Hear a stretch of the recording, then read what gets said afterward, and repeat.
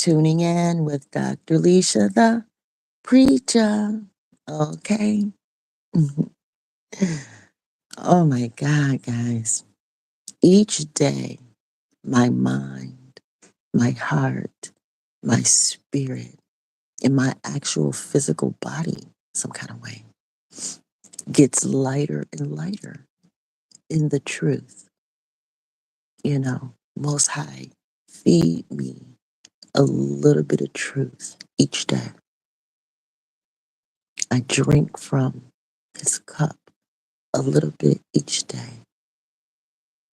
He freely feeds me a little bit each day. And then that caused me to wonder, well, just how independent is anyone, really?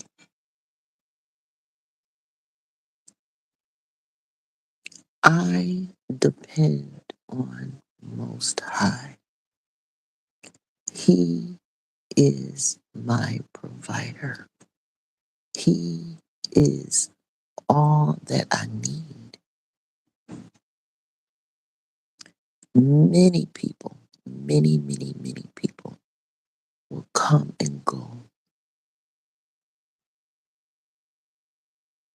in my life. Many people already have. Many people have come and gone. Some people have come to say hello and then they're gone. Some people come on bended knee with promises and then they're gone.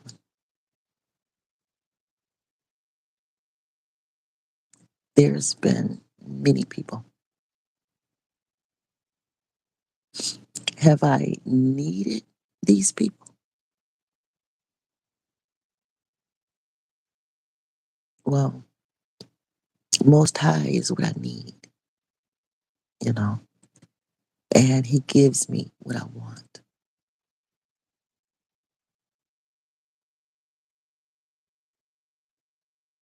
And I want people to help me.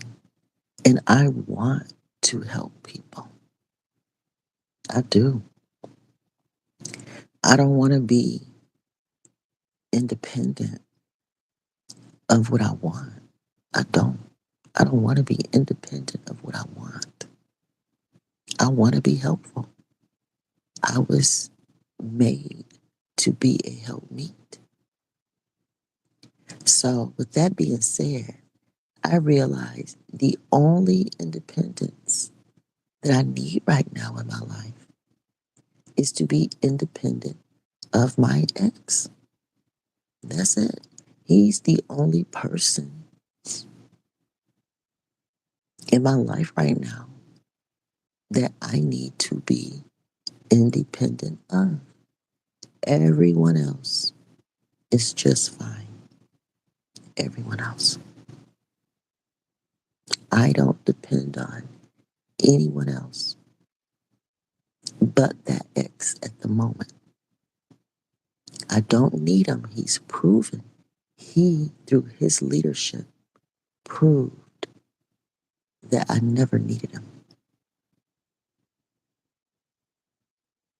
And his treatment showed that he never wanted me. His treatment toward me and for me showed that he was never needed nor wanted.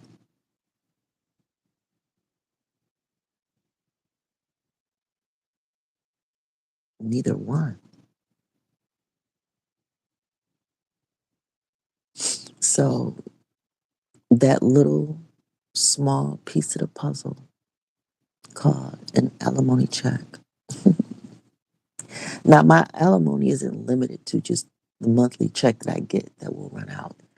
I have, um, half the pension, and then I had got 100% of the 401k, um, and then I have access to Social Security. when that time comes and stuff. So, I mean, when you add it all up, guys, this new woman, his new wife, when you add it all up, she cost him about $1 million. I don't have $1 million in my pocket. I mean, come on, guys. I go to the food pantry still. But between, Social Security, the pension, the 401k, the house, the cars, you know what I'm saying? This woman cost him about $1 million. And she's over 50, you know, got kids, grandkids, possibly grandkids. I don't know this woman. I've never seen her face to face. We've never met, you know. She's just someone that had the power to bust up generational wealth. $1 million that could have taken our family. We have two, it's the ex-husband and I. We raised 4 kids together and we have 8 grandchildren. That $1 million split busted up generational wealth and planning for 2 existing generations.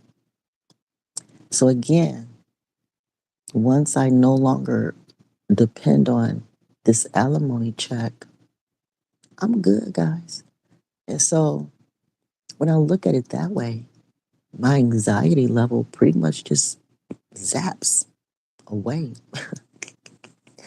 because I already know Most High got me. I've always known Most High is my provider. Most High is all I need. He's all I need. And many, many people will come and go. Some people will call themselves friends.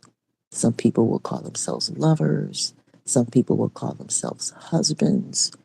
Whatever title they hold, you know, I want to be of help, but I want help to be reciprocal. I no longer want to be a placeholder in somebody's life until they get to what they really want. I am retired from that position in life. I want to be the desired woman now. And sometimes being the desired woman means keeping your legs closed and just being friendly, being kind. Kindness goes a long way. Kindness attracts.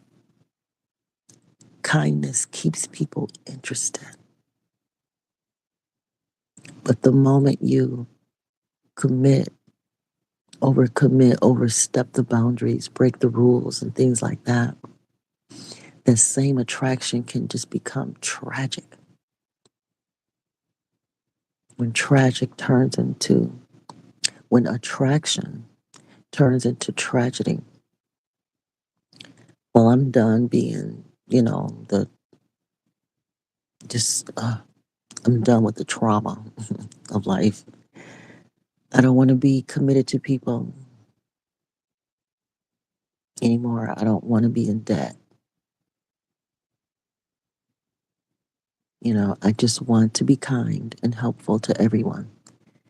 So, in order to be kind to everyone, I have to be debt free and non committal to everyone. In order to be kind to you, I have to be, debt free. I can't have, committed relationships with you. I don't want to be caught up in the law with you in order to maintain the kindness. Now, if Most High, when, I'll put it that way, when Most High bring people together, then that's not a concern. It's not a concern when Most High bring people together.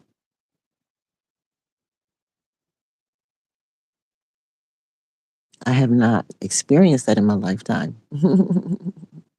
I have yet to experience that, but at the end of the day, I believe it to be true.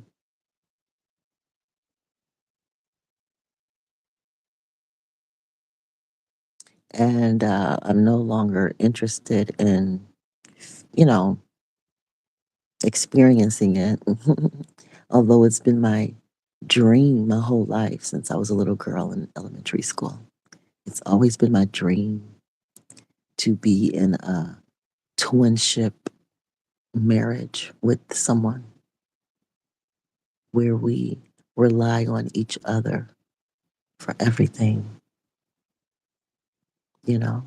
We choose to depend on each other. We choose to, not because, I mean, just because we want to, you know? I'm like one of those twin superhero people, you know? I'm a 20, you know? But I've yet to experience my twin, no matter how much I hoped and believed and all that. It never happened for me, you know? I mean, I'm going to continue to hope and believe. And and that's why I'm attracted to couples. And broken couples, I like to help fix them. I love helping fix couples that are having problems. I remember as a child, there was a couple in my life. I was a child, like elementary school type age. I'll just say there was a couple in my life. And I really, really, really liked him for her. I really liked him for her, you know. And but she didn't see it. She couldn't see it. And I remember having like a little like a writing board or something, like like a board, and then you could write on it, like a whiteboard. There you go. So I remember having like this whiteboard, and I would have them write stuff to each other, and I was the messenger. So he would write something, and then I would run down the stairs or wherever to the other part of the house and give the message to the other person, and then they would, you know, read it and blah blah blah, and then I would go, you know, deliver it back. So I've been doing this couples healing and, you know, communication, even if it's just through writing letters or whatever, since I was in elementary school. I believe in male and female. I believe in Adam and Eve. You know, I believe in couples. And, you know, I'm not limited to male and female. I don't have an issue with male and male and female and female. And I just believe in two, three, as long as you're gathered in his name. Ay, you know, just be gathered, two or three, you know, whatever you want, really. As long as you treat each other well, as long as you treat others as well as you treat yourself, then you know you will stay balanced. You can't treat others as well as they want you to treat them. You can't do that. You know, you can only treat others. You are the standard. You are the standard for how you will treat others, whether good or bad. Whether good or bad, I am the standard of how I will treat others. I'm the standard. So if you want to know how I'm going to treat you, pay attention to how I treat myself. Pay attention. And right now, it looked like I treat myself really bad. That's what it looked like. If I was to click on someone's channel like mine, I would be like, wow, she really don't love herself. She really, you know, look bad. You know, I'm able to see in me what you see, some of you see. There are others of you who look at me and see something different. Like, whoa, she went through all of that and she is still here to talk about it. That takes a lot of strength. So, there's different views to the same scene, the same scenario. I like hearing about all of it, whether good or bad. So that's why on Wednesdays, I'm interested in having cuss me out confessions. You have to pay for it though, you got to pay to cuss me out. I don't want to be free no more like that, you know. On the light side of life, it's easier to be free on the light side of life. Like what I'm doing right now, to me, I consider this light. I'm just sharing my story, my testimony. If you want to send a donation to me, great. I need it, you know. But if not, the information is still here. I am still available. I owe the government. I owe the government a student loan, so I'm here for free, so to speak.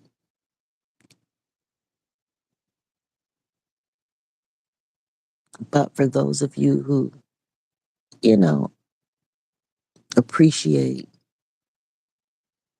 a person who desires to be independent of an ex husband, I'm not there yet.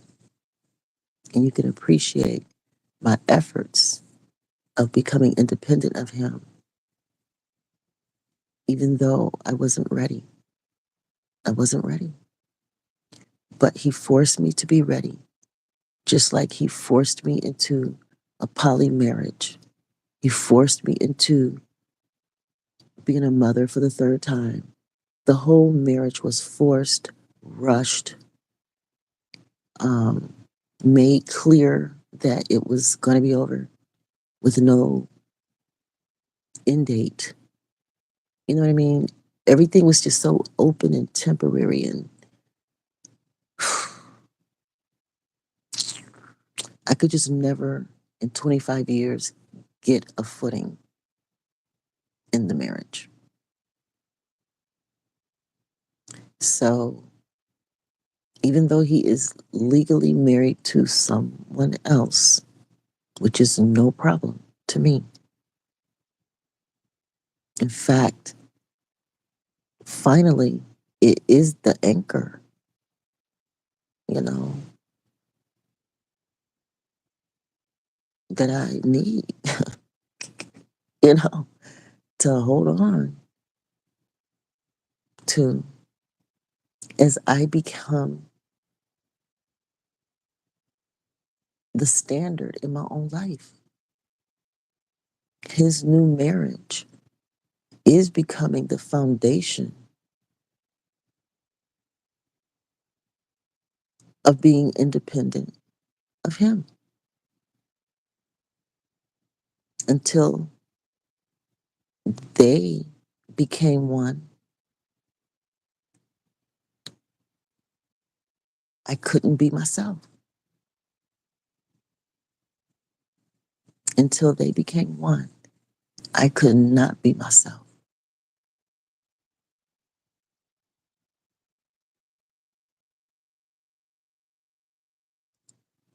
And I won't be completely myself until that last alimony payment.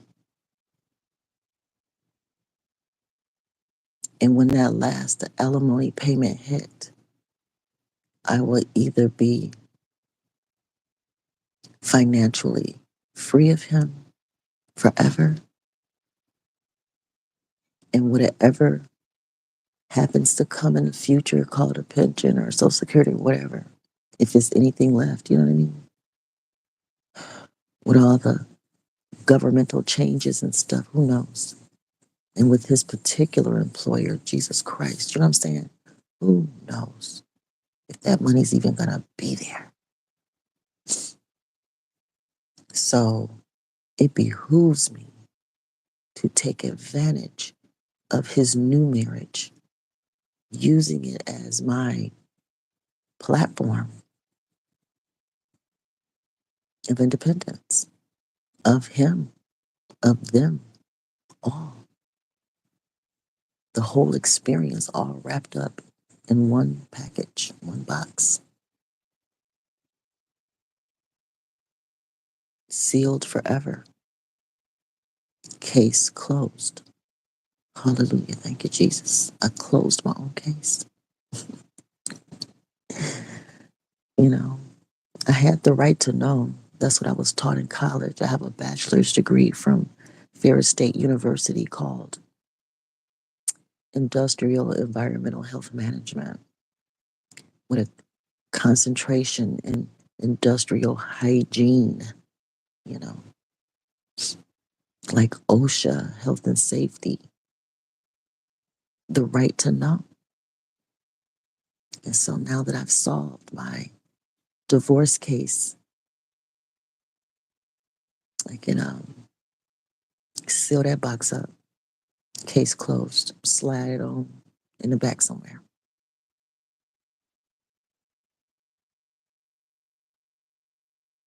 I have a new attitude. I have my closure, my dignity, my respect, and I will have my money, all my money, all that's owed to me, all that I earn, all that I deserve. Some people say, no, you won't.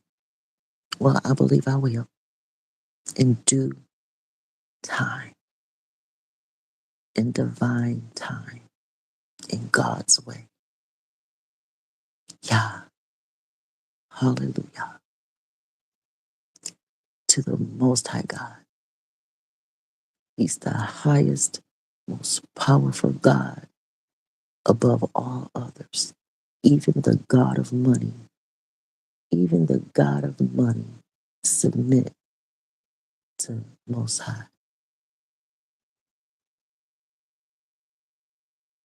as I continue to depend on Him. So when the men on this earth change their mind about gifting me homes, cars, marriage, whatever they renege on, change their mind on, divorce me, whatever. I say, okay, thank you.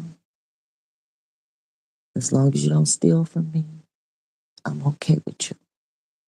As long as you don't steal from me. But if you and your people steal from me, steal my love, steal my time, steal my money, just steal. Steal my daughter's girlfriend. You steal anything. Laugh in my face. Piss on us. Wipe your feet on us. Marry other people. Whatever you do. Just stay in your box, all sealed up, closed, and away from us, way in the back.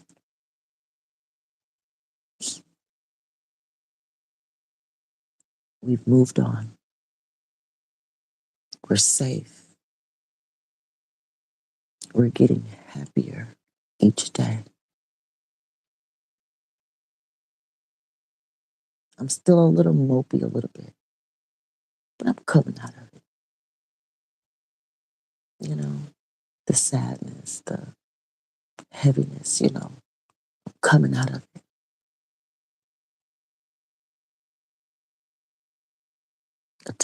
It's like a type of widow's clothes. Divorce is a type of death, y'all. It's a type of death. It can be just as dead as dying. You know what I mean? And you do have the right to mourn and grieve and be sad. And, I have every right to. And people may want to laugh at me because it took me since 2011. Well, that's how long it took him to leave me and marry her. He just married her this year, guys. So I have every right to grieve. And, you know, that was a traumatic experience.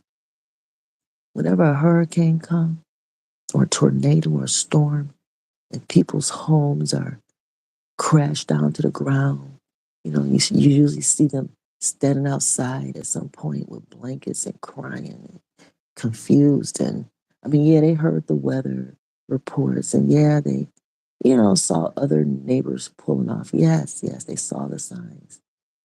The warnings were there, yes, but it still does not lessen the grieving.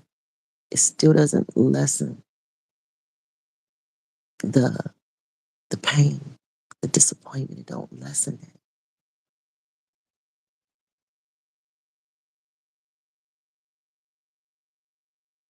People still need to help you when you're dumb, when you don't listen, when you're disobedient. Eve and Adam, regardless to the fault, who was to blame, they both still had Seth together. They still had Seth together. Regardless to the serpent, regardless to what took place, regardless to the disobedience, who was wrong and all that, Seth is here. Seth needs milk. The baby need diapers. Mary had a baby. My daughter had a baby this year. Baby number 8 named Seth. I mean, in my real life, guys. In my real life. My 8th grandchild is a boy named Seth. He's my second chance, my second win. Not at legal marriage to some man, that'll leave me for some woman or man or people or whatever. You know what I mean? I don't need another case in a box on a shelf in my life. I don't need that anymore. But what Seth is giving me a second chance at, being able to love him, love with God, Most High, Yah, Allah, whatever anyone want to call him. Seth is my seed. He's my seed. I know who his paternal seed is, of course. I know who his grandfather is, his natural seed is. There's no doubt about that, of course. Most High chose him. But regardless to that, I know he mine. Just like Eve knows that Seth belongs to her. At this point, it don't even matter if Adam is the father or not. She know Most High gave her another chance. And my grandson Seth, his face is just so sweet.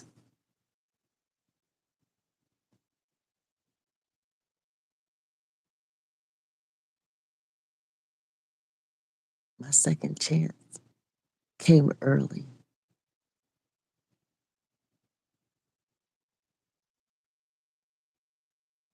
He was a preemie. It was completely unexpected.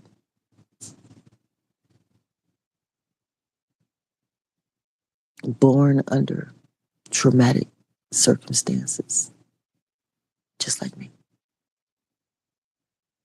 He reminds me of me.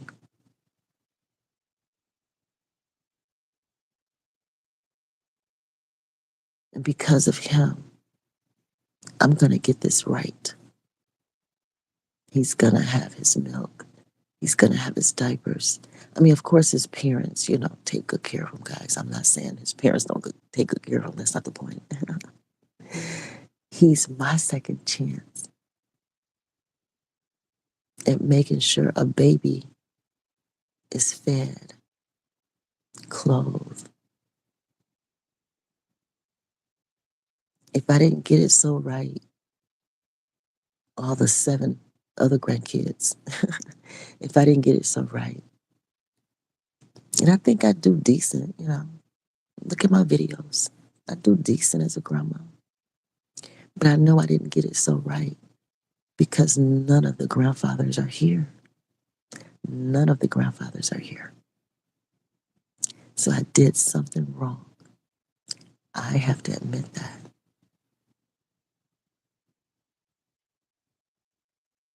I have to live with that and figure out how Seth is going to continue to grow, fatten up, and get out there and kick some butt in this world, okay? Put on his little helmet, his Army, Navy, Marine, helmet. And he has to put on his righteous mind and, and fight in this world with divinity. And I want to leave him a legacy, you know? So as Seth grow, I'm growing. I'm growing independent of the men that left us hanging, you know? They trying, I guess. I don't know. Who knows? Men had their own way. But I want to make sure Seth has a house. I want to make sure Seth go to college if he want to. He ain't got to. It's an option. you know.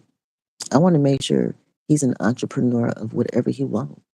If it's just branding his name, he ain't even got to do nothing. Just have a name. Whatever Seth want to do. The Bible don't say a whole much about the Seth, in there. But my Seth, I want him to create a story. I want to help him. I want to give him some tools to work with. And I want the rest of the people in the family to chip in with me, you know, and we're all going to work on this new family puzzle. It's a new family puzzle called Seth. Seth is the family puzzle, guys. We're going to build a new house. We're going to build a new house. And I won't look at your pieces. You don't have to look at mine. You know, I stay in my lane as grandma. And we're all going to build a new house together. And Seth is our second chance. We're going to get it right this time. We're going to get it right this time. Together. I'm not alone. I mean, I know people say because I don't have a husband anymore that I'm alone. Okay, that's fair. They left me for better women. I'll say it. My exes left me for better women. I was not their best choice. I was not their first choice. I've never been their only one. And I'm okay with it, guys. I'm not ashamed anymore. It is what it is. The only way that I can take advantage of my own natural self and seed and family puzzle called Seth and build a new foundation, off of divorce. You know what I mean?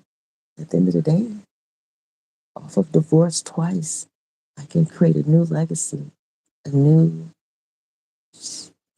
found generational wealth. We have a second chance to get it right. And I don't want to mess it up. I'm not going to mess it up.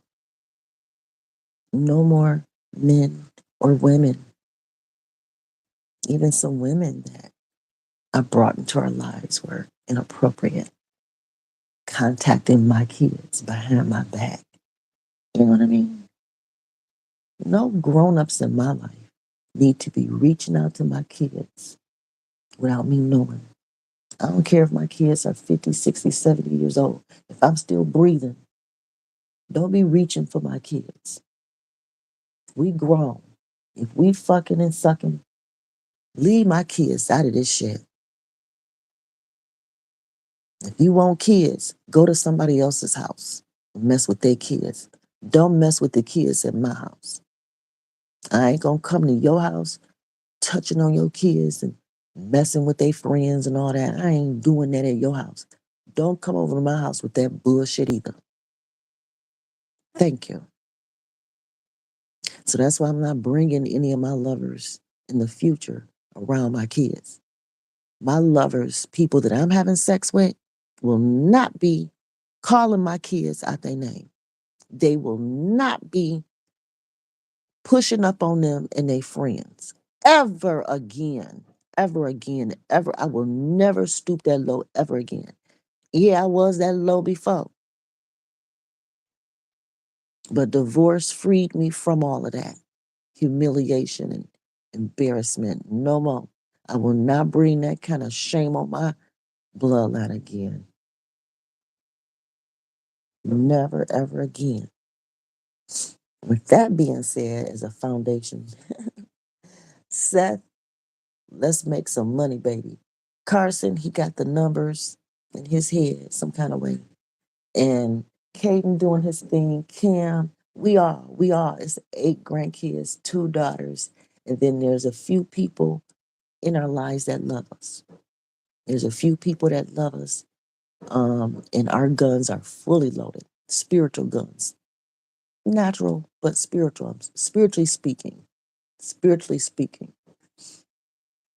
I personally don't have parents to call on. I personally don't have family on neither side. On my mama's side, daddy's side, I don't got none of the people I can call on. None of them. None of them. I can't call on none of them. And I'm okay with that. I'm free of them. They're free of me too. But I have the right to tell my story. I have the right to tell my experience. Most High authorizes me. Most High do. So if you got a problem with me, my blood family that created me with Most High that put me here, on both sides, all of them, it don't matter. No respect of family here. You know what I'm saying? Everybody. And pray. Talk to God about it. He's the one that's authorizing me to speak, testify, share my story. We should have treated each other better. You should have treated me better. And obviously, I should have treated you better too. Obviously. So the only thing I can do is tell my story. And if you have a different story, then we need to start a YouTube channel. I encourage all of my family and friends that either agree with me, disagree with me. Either way, it don't matter. Share your story. Let's all get rich. Why not? I'm going for it regardless. I'm going for it regardless. So either you can join me or keep hating. I don't care.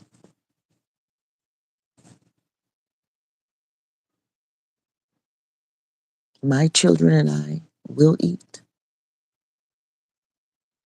I have to make sure of that. And Most High is authorizing me to do it.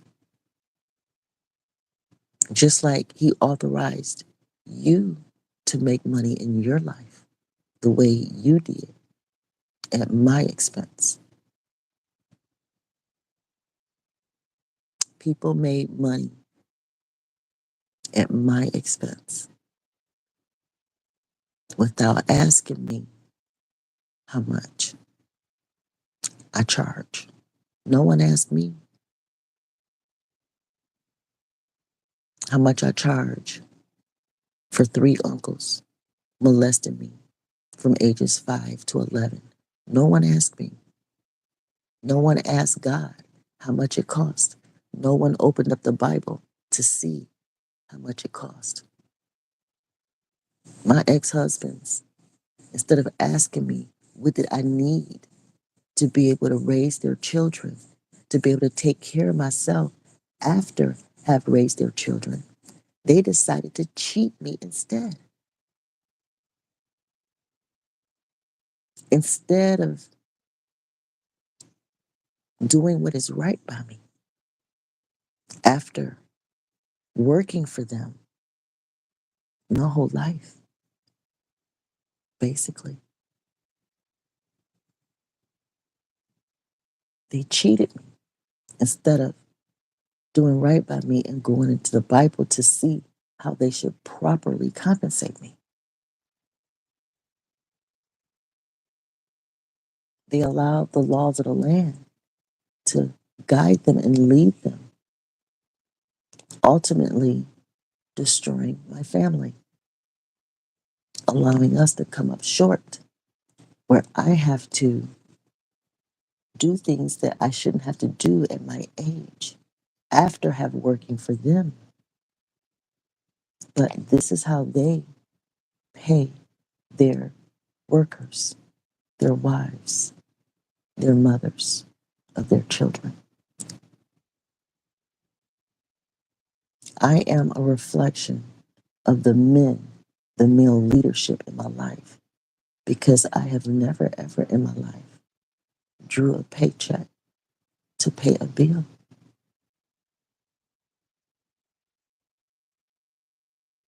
A home payment, a light bill, gas bill. I've never in my life have had to be what people call quote unquote independent. So that means I have only been under male leadership my entire life, whether it was from parents or husbands.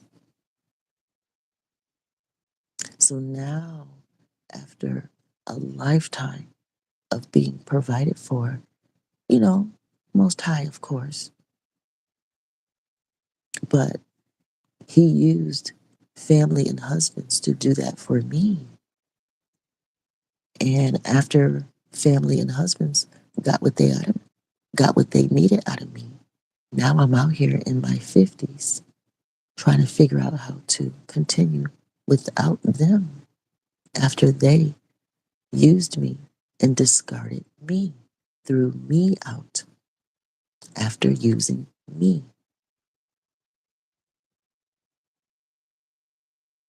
Never asking me or Most High or going to the Bible to properly compensate me for my work, my labor, for my entire life from birth up until like just a few years ago.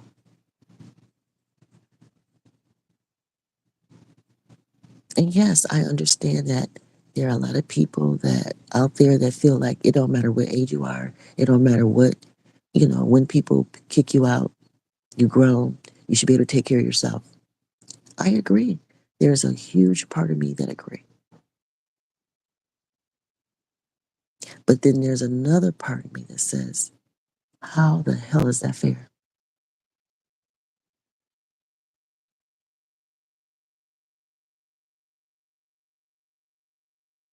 How is that fair? But regardless to what I say, to what's logical, to what how I feel, regardless obviously to what's in the Bible, to what's right, this shit happens every day to many, many, many women and children all over the United States. It's mocked, it's encouraged, It's beneficial. It's just allowed. Well, I say something has to be done. This has to stop. It's not funny anymore.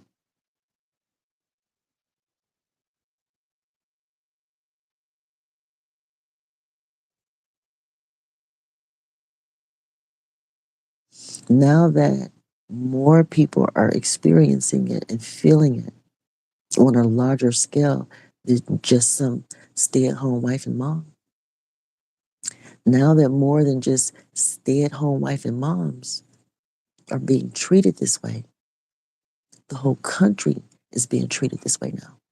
The whole country, whether you're a citizen or a quote unquote illegal immigrant, quote unquote, we're all being treated this way now. Like we're discarded housewives after serving a lifetime. After serving a lifetime, all of a sudden, you don't matter. Get the fuck out.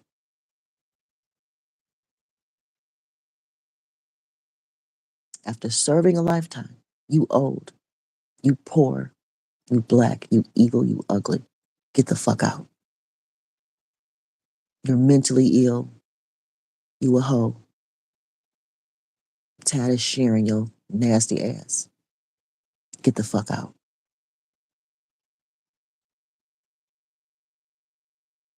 The whole country has been treated this way, like me.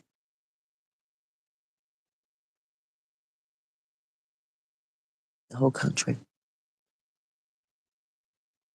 Even Joe Biden, the president, got treated like that. After serving this country, whether good or bad, after serving this country his entire life, he was told, you old, crazy, babbling fool, get the fuck out and take your drug addict son with you.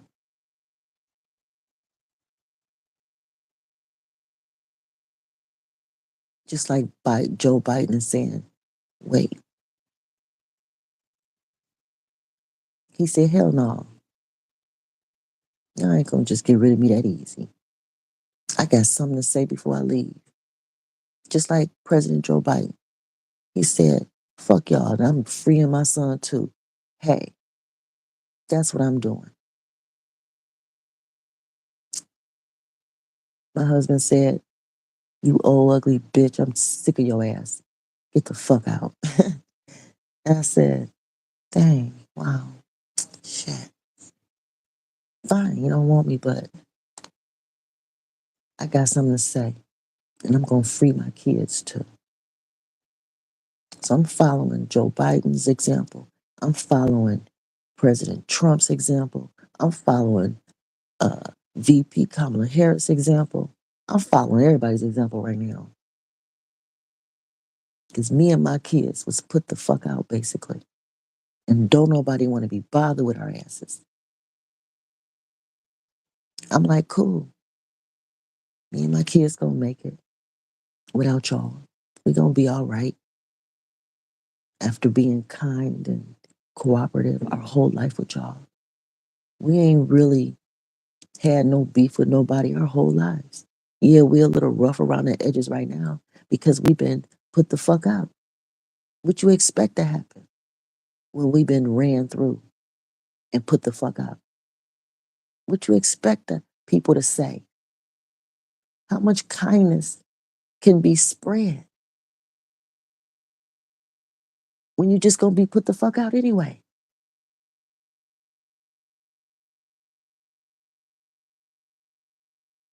So pardon me, pardon my French, pardon my Ebonics, pardon my whatever mixed up self.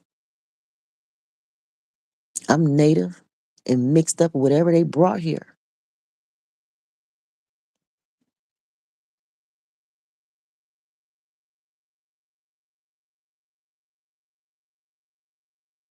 At the end of the day, native people looking at, is she Indian? Is she black? How is she any of that?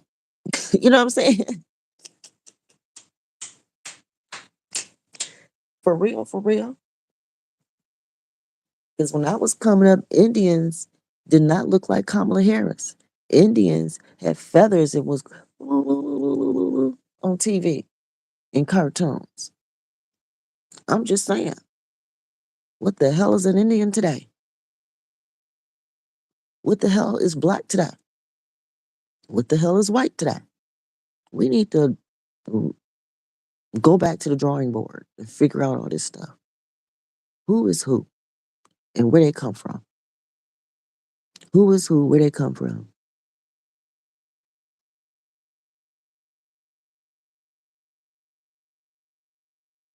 And what authority are they under? I'm under the authority of Most High. And I was birthed in America, period. What about you?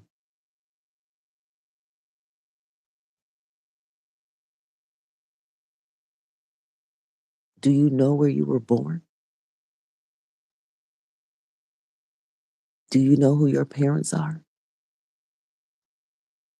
Do you know why you are even here? Under what authority do you speak? What words do you live by? What agreements? What contracts? Spiritually, naturally.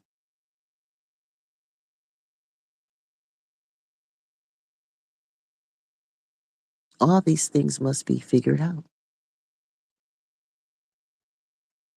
And it's not an independent kind of thing to do.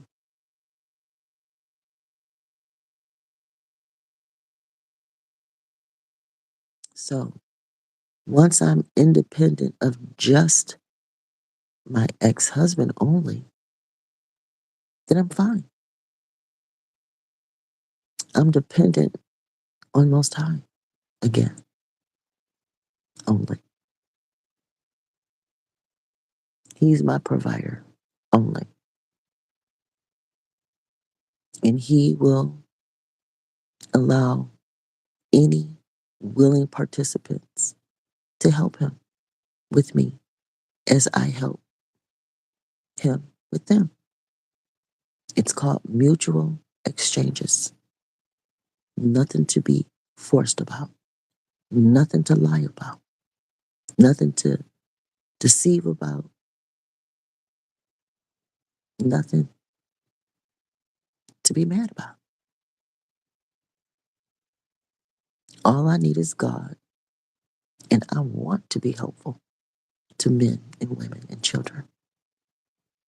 And I find personally, I can't speak for every woman on this earth, just me. When I'm not narrowed down to and committed to just one single man, I am able to help and serve a lot more people. That's the best position for me in this life. One man trying to isolate all my love, attention, and affection and gifts and talents to just his misleading life, deceptive life, lying life, cheating life is not in my best interest. I'd rather he leave me, divorce me, send me away so that I can open myself up to everybody. I can give and receive love unlimitedly, limitlessly, if that's a word. you know, now I can be for everybody with my legs closed. I'm not talking sex at all. At all, y'all. Trust and believe I ain't talking no damn sex. I'm for everybody now, spiritually, with kindness, with fruits of the spirit. You know, now I can be for everybody, not depending on one man It's opening me up, you know, to depend on everybody.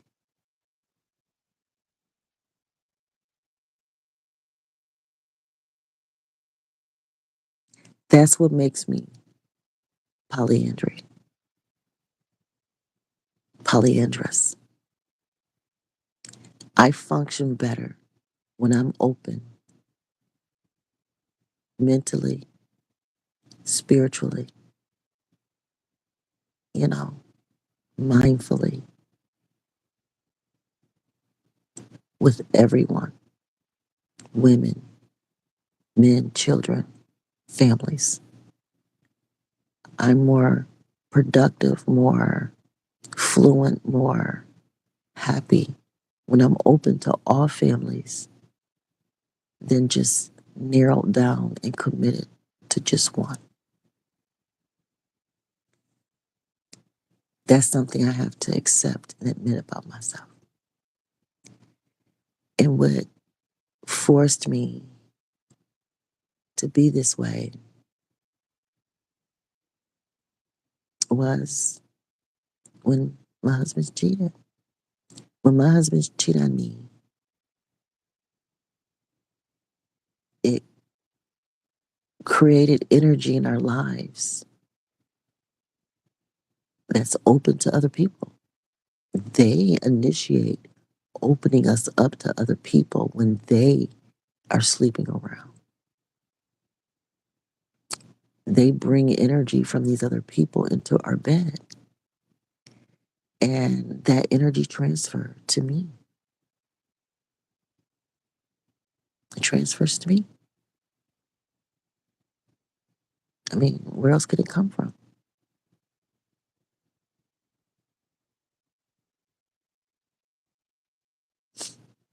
So with the first marriage, instead of quote unquote cheating on him back, I left him. I'll admit there was a guy at work that I had my eye on. I never talked to him. I never approached him, but I could tell I could get him. You can get somebody. Come on now. We all know when we can get somebody. So I had a guy at work picked out. And just when I was about to approach him, thinking, okay, the only way I can stay in this marriage is to balance myself out. I want this job to make good money. I want the house we got. I want the business that we start. I wanted to keep all of that, but it came with me cheating too. And I said, no, I don't want all this at the cost of doing something I'm not sure what the full consequences were. At that time, I just wasn't sure what the full consequences of living like that could be. I mean, I saw stuff on TV and everything, but that's TV, you know? TV is helpful to give you a visual of what things could be, but you can't take it for like gold. I mean, it's not like, you know what I mean? Leave room for your own view, experience, creativity, good days, bad days. Leave room to. So, anyway, instead of cheating on him, I left. I left. I mean, I had permission from the pastor. I mean, I went through the proper steps and stuff. But before you even go there, in your heart, in your mind, you release. You release before you get to the legal steps.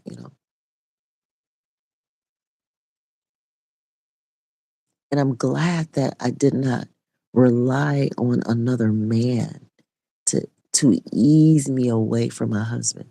I did not rely on another man while I was in the same house in bed with my husband. I didn't rely on another man to ease me out. So I left, moved to a whole different city. I went back home.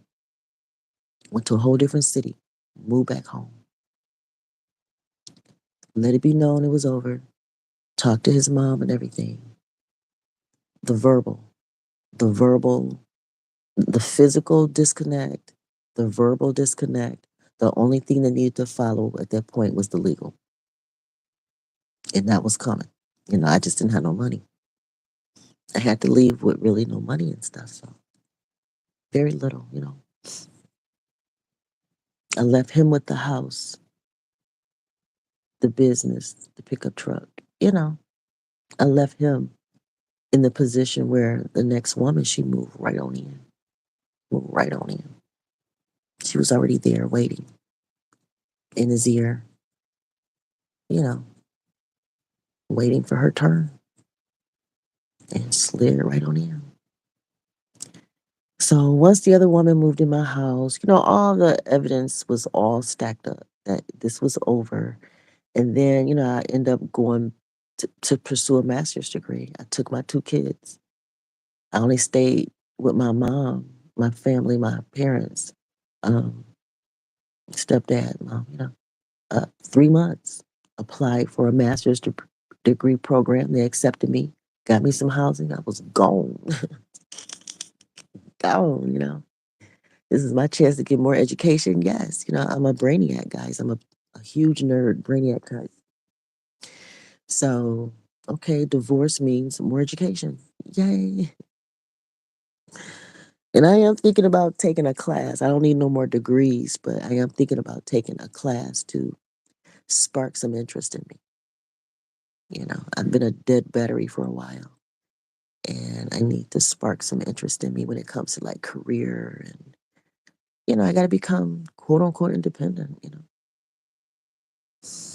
So I know I like to travel, so I might take some type of travel agent class or something. I know I like real estate, but if I do real estate this time, I want it to be commercial real estate, not like residential. That's small potatoes to me now. Um, I mean, if I get a church, uh, my whole life I've always been drawn to like the storefront churches, the storefront. But I just have to admit, as much as I hate mega churches, I hate them. I am a mega church girl. As much as I hate them, I've outgrown the storefront church type. I've outgrown them. It's my preference. Isn't it weird how your preference, you can outgrow your preference? My preference is storefront churches, starting up churches. You know, I love to start up a church and then let it go, let it grow, and then go to the next one. That's what I like to do. That's my preference. That's my preference.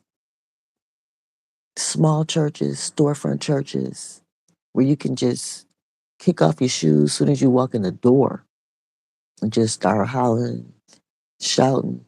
Mom and them in the kitchen frying chicken while you know, in Sunday school. That's how I like church. That's how I like to do it. I don't care if it's 5 people, 10 people, 15 people. I don't care. It's the feeling of being at home, letting loose in the Lord. No judgment. You know, if my strap fall off my shoulder, so what? Just when I'm done shouting, I fix my clothes up when I'm done.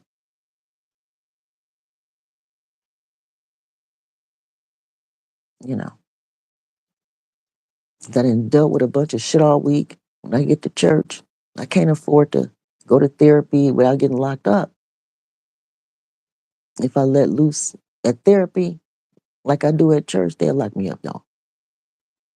So at church, I want to be able to kick off my shoes and throw my wig down and let loose, be crazy.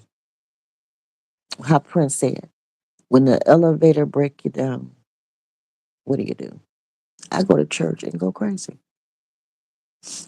Put my wig on, fix my stuff, eat, and I go home. And I'm back at it again. You know what I mean? Gotta go home, deal with kids, deal with whatever. And I shouldn't have to get locked up every time I need to yell out.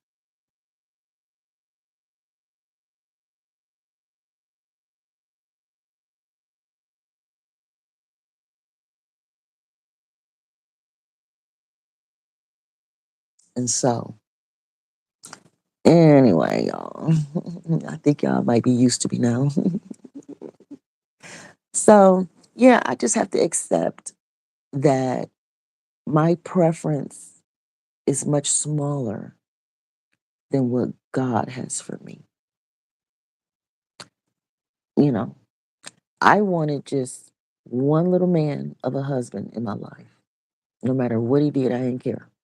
As long as I could have my career, as long as I could make my money, have my career, go on my vacations with my friends, wear expensive jewelry, drive the best cars, and do my thing. I didn't care what that man was doing or not, as long as I could have my life. But it was something about having kids that made me say, you know what? It's not that simple. When you got kids, you can't just be that selfish. You know what I mean? You can't. So forget the cars, forget the jewelry, forget the fur coats, forget all that shit. Let's make some stars. And I feel like I did. I mean, y'all might look at my kids and say, Your kids failed, girl." Whew. But to me,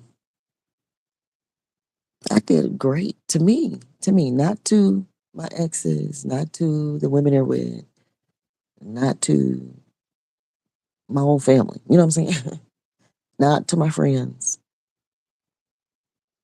No one else in my life believed that I did good enough.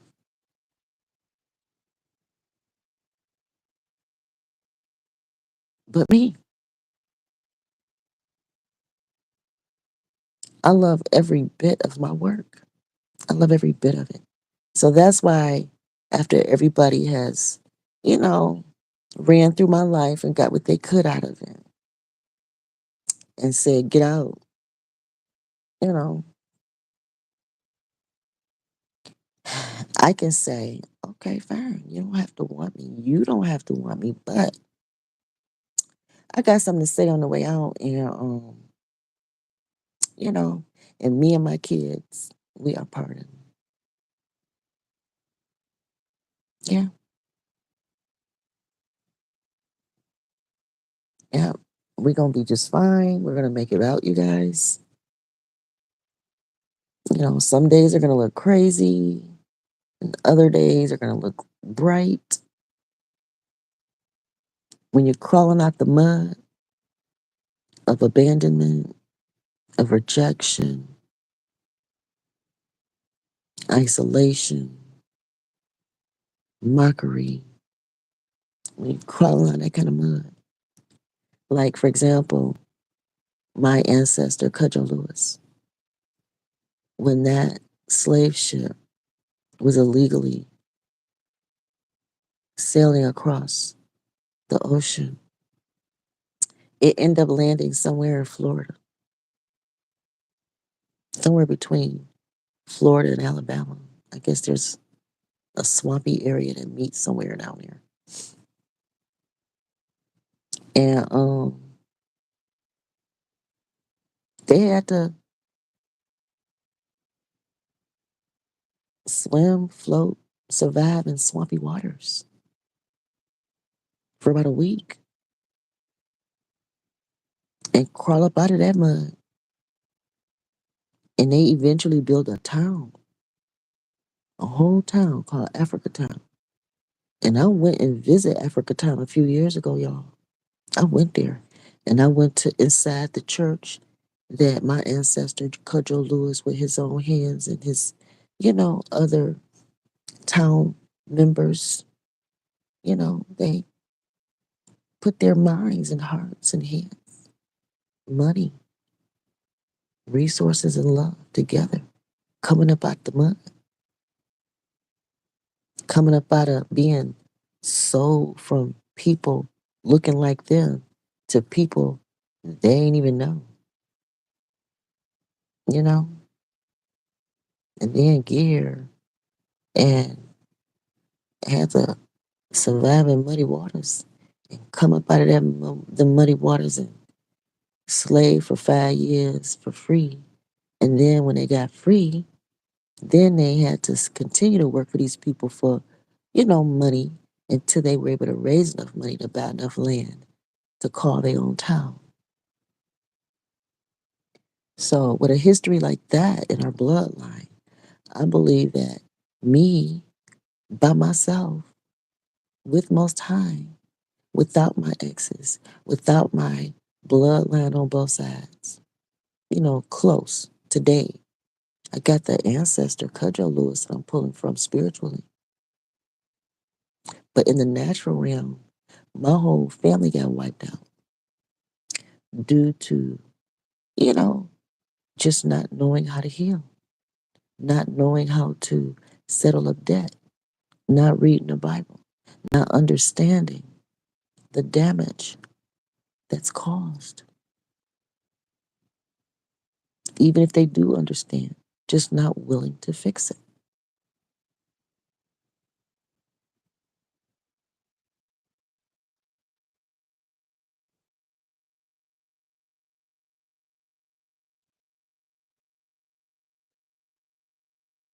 So that leaves me solo, solo, not only just because my ex left me for a homewrecker. It's not, that's just a small puzzle piece of my life, y'all. But it's what's growing my channel. Since I've been talking about this, my channel has grown. So it's the part of my life that people want to hear about. It's growing my channel, so I'm rolling with it. Why not? When my channel was just about, being a tarot reading, talking about twin flames in general, my channel wasn't growing. But the moment I came out here and started talking about my husband leaving me for a white woman, and then when I pulled in Kamala Harris, tying her in to how I see what I went through with my husband and his home record, how I see this, playing out with Kamala Harris and her personal life, also on the presidency level with Biden. I mean, like, it's just playing out in so many multi ways. And it's like, whoa, my channel's growing. So I'm going to ride with this. I'm going to keep going with it. Why wouldn't I? It's a good business approach. Nothing that personal, for real. Nothing that personal. So, yeah, my husband leaving me for a homewrecker and marrying her. This happened twice in my life, so it's nothing new. It's like deja vu, what they say, fool me once, on you, fool me twice, on me. So that's why I have to take this L, throw an egg at my own face, throw tomatoes at my own self by putting myself out here on YouTube, telling my story voluntarily, not even getting paid. If that's not egging yourself and throwing tomatoes at yourself, I don't know what is, you know? But it's all in hopes to, number one, have somewhere to vent to since I don't have anyone else to do this with. No one else. When you don't have family and friends that got your back like that, you end up on the internet telling all your business to strangers. I don't have medical insurance. I can't afford a therapist. When I was with my husband, or when he was with me, I guess you could say, um, he paid for 5 years of therapy. But with him not coming with me because he didn't want to admit of his infidelities, to a therapist, um, that his employer was paying for. So it left me only being able to heal so much. Only so much. I healed as much as I could without him willing to come. in that 5-year period. He came at first until the conversations with the therapist started getting real. Like, let's start talking about your infidelities. Let's start talking about how all this triggered a lot of stuff in my life.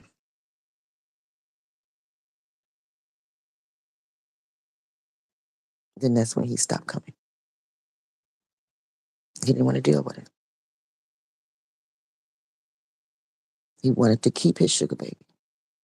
He knew talking about whatever they did,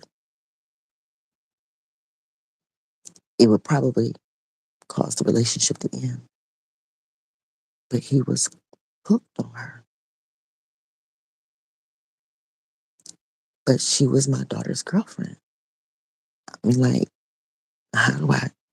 what do you do with that?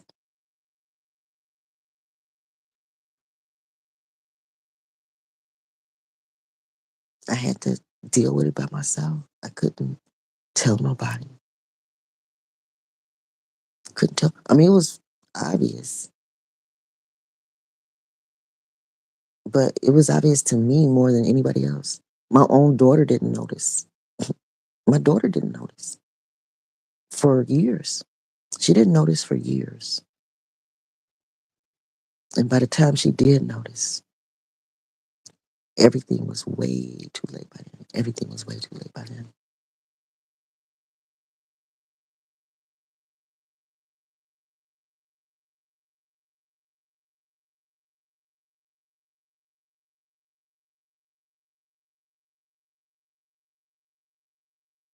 So, again, I'm not just some greedy ex wife. I'm not just some greedy ex wife.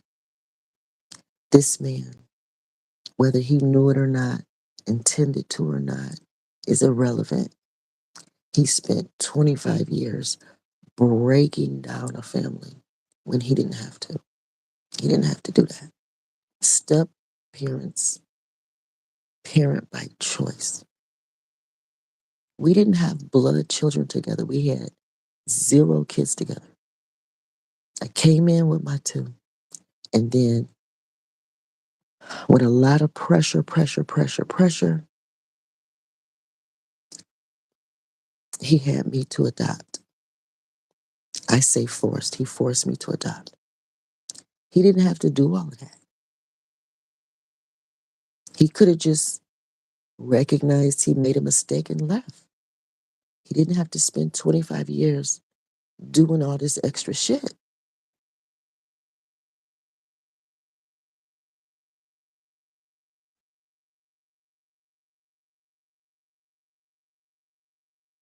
And yeah, I take responsibility. I'm not putting it all on him. Just because I'm telling the story, don't mean I'm putting it all on him. No, I was silly. I was foolish. I was dumb. I was stupid. I should not have stayed. I know this. And I'm willing to talk about that too. I do talk about that. I want to tell all of it. My stupidity and his brutalness.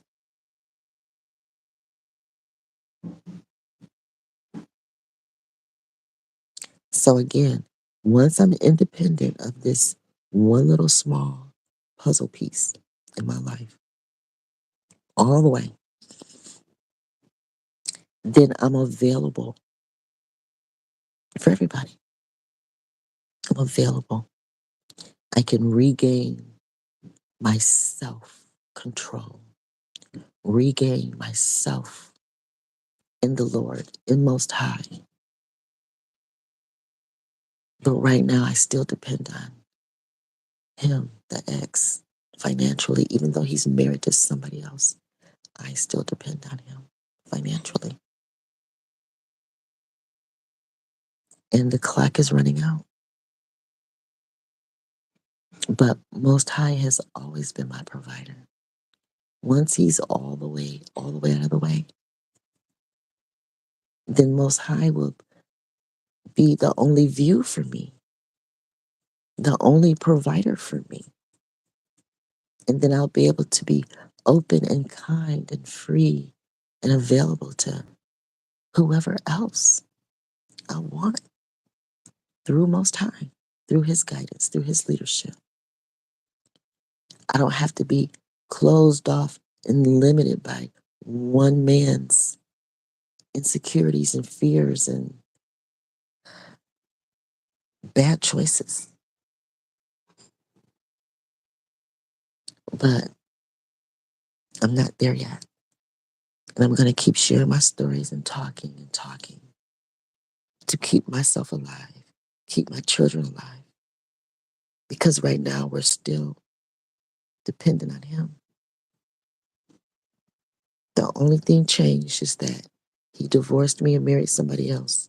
That's the only thing changed. We still depend on Him.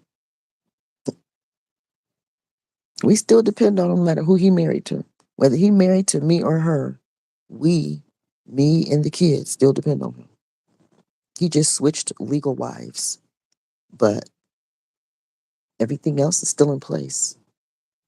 My legs are closed though. My legs always be close to Him. I don't need to see Him ever again. I don't. Even if He passed away, y'all just take care of it. Just handle it. I don't need to, you know, that's what liberty is. I never knew what liberty was because I wasn't raised to know really. I mean, like, I had to lay down for 6 years and take it. And then everybody just got up and walked away. And I had to figure it out. According to the Bible, I'm supposed to be provided for the rest of my life by the people that,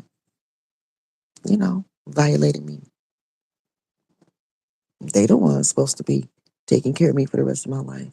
All my violators, all my violators are supposed to be contributing to my provision, according to the Bible. But, we don't want to talk about that. People don't want to hear that.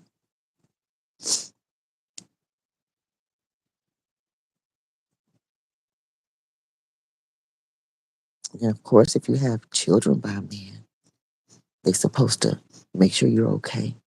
Or if you raise children by a man, adopting kids and all that kind of stuff. Like, read the Bible. The men in the Bible left an inheritance for everybody, generationally, forever. Now, if these people, blew it, well, I mean, that's different.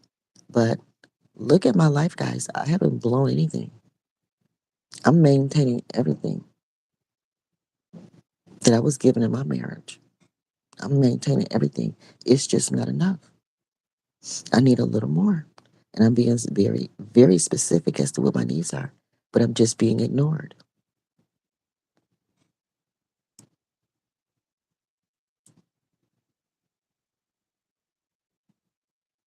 So the Bible says, ask and you'll receive. Well, I'm asking. If you ask not, you receive not. So,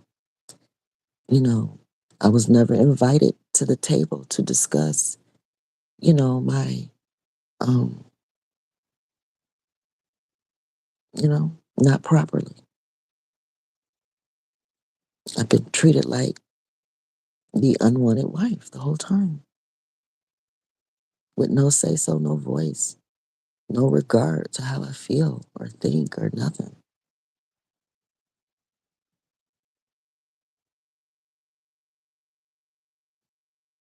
But that's all changing.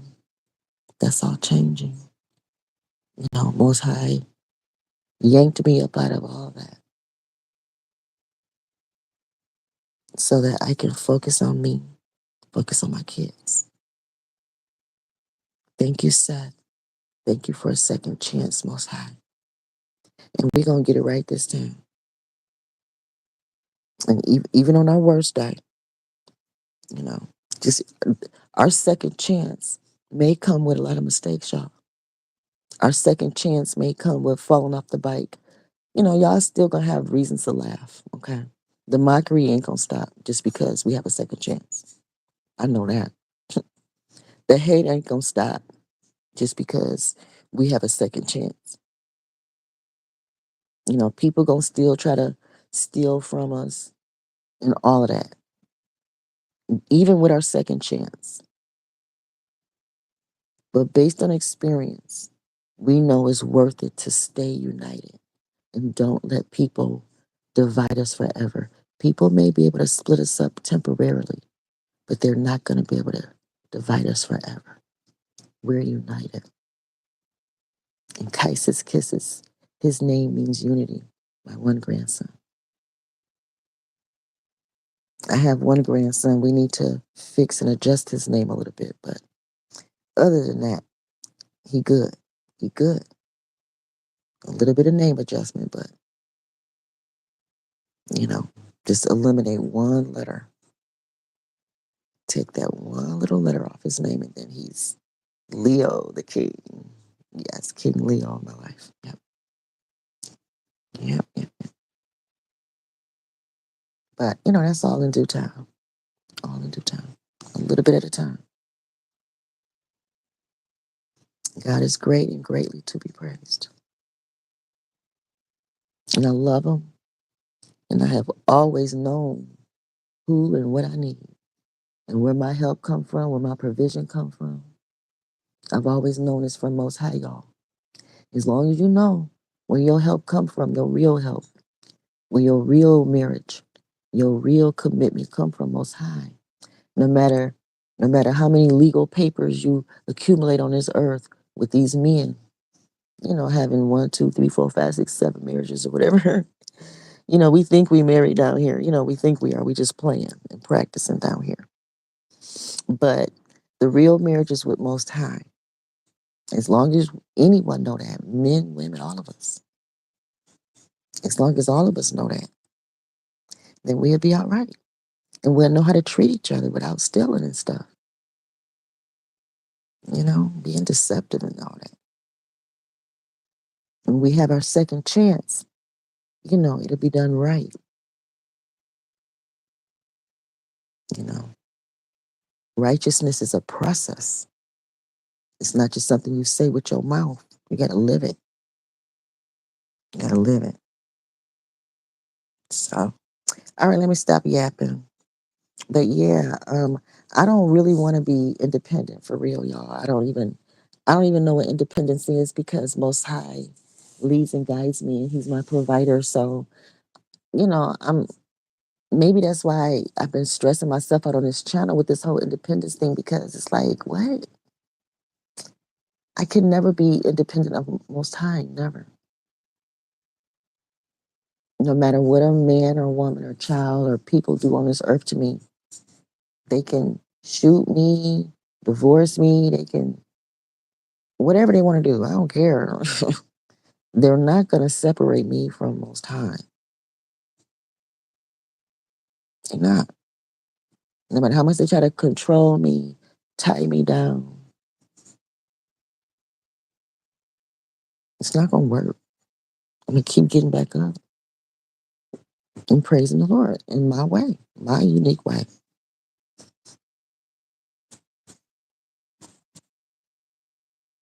That can't be silenced. It can't be, I can't be silenced. Even if somebody, kill me right now, I have already spoken. I've already raised people. I've already had the influence already. I'm 55.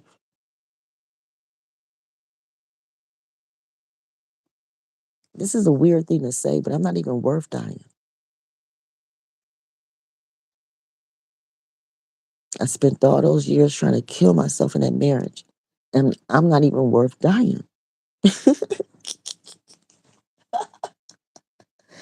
I mean, I'm too valuable alive still. Is my point. I'm too valuable alive still. I'm not even worth dying.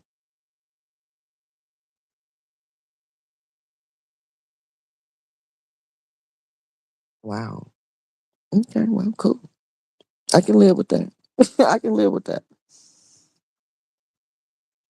Now I need to make a lot of money off of that though. So the God of money on this earth, I need a meeting.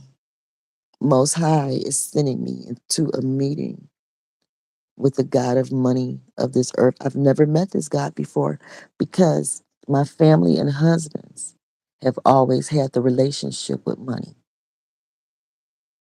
So I've never met the God of money before. I don't even know where to go. Where do you even find the God of money to? Because I want to be a millionaire. So we need to meet the God of money. Someone help me out. The God of money. Who are you? What's your name? I've never met you really. Not directly. I've had an indirect relationship with money my whole life. Now it's time for me to go right up to the money door, knock on it, and ask. Numbers are popping out at me again. Now, when I was a little girl, I used to come up with numbers and stuff, but I was a little girl. So other people had to take those numbers and or drink my dreams and formulate the numbers and stuff. But now I don't have no people to do this. So I need to go straight to the money man and talk to him myself because my husband's covered me. My family, they covered me in that department. So now, money man, knock, knock, knock, I'm ready. I need a meeting. Most High is sending me. I've been scared. I've been dreading this day, sabotaging it almost. Because I was told money is the root of all evil. Why do I want to even, why do I want to mess around with evil at all? That's a man's job. To me, men are supposed to deal with evil, not me. Well, they're gone. So now I got to go deal with evil directly. Well, that's where Pastor Newbie said, "Nope, I got you, boo. You forgot about me." Pastor Newbie was like, "You forgot about me." He came out of nowhere looking like Dwayne Wayne. He has always been so cute. I've always liked Dwayne Wayne and Whitley. Okay, Whitley has always been my girl. Okay, guys. Okay, that has always been my girl, Whitley. So yeah, so I finally get my Dwayne Wayne because even the Miss Newbie, First Lady Newbie that I was, affiliated with, and she was, related to my ex-husband. She was, one of them. She's married to somebody new. She got a new husband. So, Newbie is all mine. So I got a spiritual husband, which is my old pastor, y'all. Okay. I'm in love with Pastor Newbie. I can admit it now. My ex is married to someone new, you know, left me. And Pastor Newbie, his first wife passed away. His second wife, you know, instead of, just staying a widow and honoring his, pastorship, she's married to somebody new. Yay. So now Pastor Newbie and I, even though he's passed on, he's not here in the physical realm, y'all. Okay. But in the spiritual realm, he has claimed me. And I have always loved him spiritually. Okay. And in the natural, he happened to look like Dwayne Wayne. And I look nothing like Whitley, of course, guys, nothing like her. But I've always felt like Whitley. I'm probably saying her name wrong. Is it Whitney Oh, no, no, it's Whitley. Whitney Houston is my girl. Okay. Okay. All right. But in Whitney Houston, we got brown skin. We got brown skin, you know. But Whitley, her personality, okay, her personality is close to my personality. We just don't look anything alike, but the personalities are similar. Oh my God. So yeah. So I get to be Whitley. Why can I not say that woman's name? But anyway, Dwayne Wade.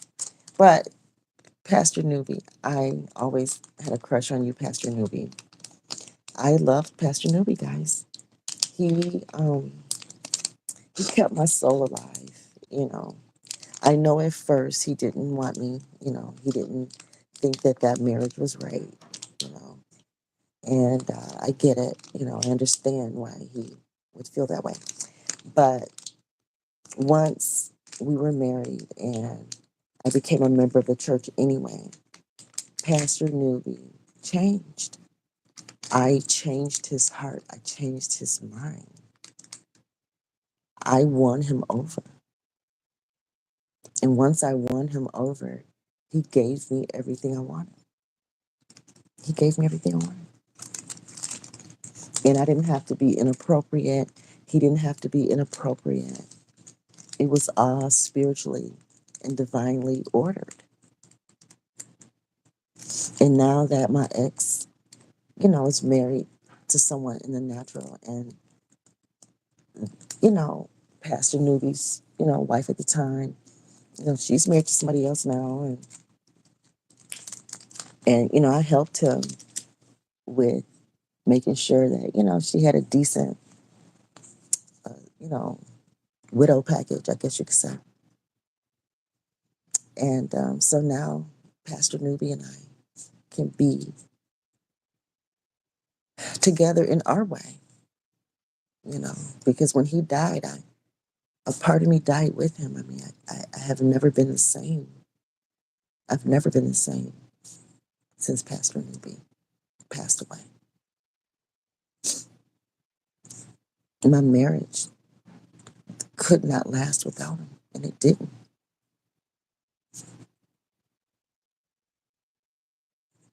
I don't know if I even want anyone in the natural anymore. I'm that happy with Pastor Newby in the spiritual realm. I'm that happy. And I just want to be able to go out sometimes and just look at the couples because Pastor Newby believed in me. He put us over the couples ministry at that church. And that meant so much to me. My husband didn't believe in us. He didn't think we were worthy. But Pastor Newby, he saw in me. He saw a wife in me. Pastor Newby saw. He saw the wife in me. And it had nothing to do with some legal marriage to a man on this earth. The kind of wife that Pastor Newby saw in me, it surpassed the type of marriages that we experience on this earth.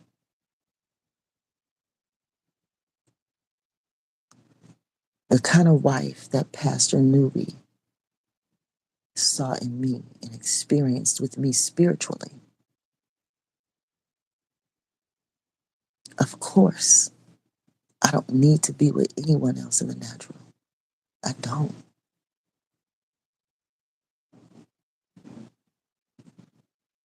And that explains why my ex could leave me for somebody else. And it explains how Pastor Newby's widow was able to just go on and marry somebody else. It may have taken some years, I understand that. But when you are in love spiritually,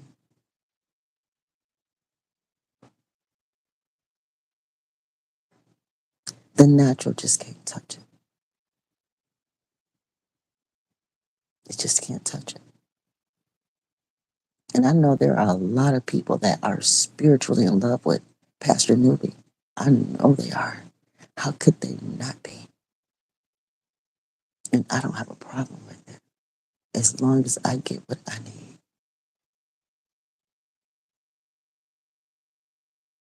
And I will continue to adore looking at natural couples.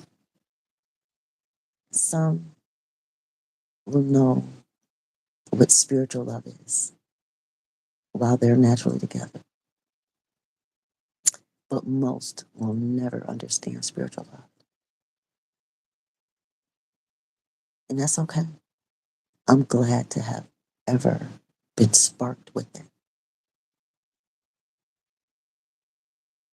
And I've come close, you know, maybe one time when I was 14 years old, I was in a relationship. And that guy was different. He was different. But I was 14, 15, and he was 18, 19. It really wasn't legal for him to be with me past my ninth grade experience. He took me to his prom. He was really good to me. But it was not a legal relationship. I had to let it go.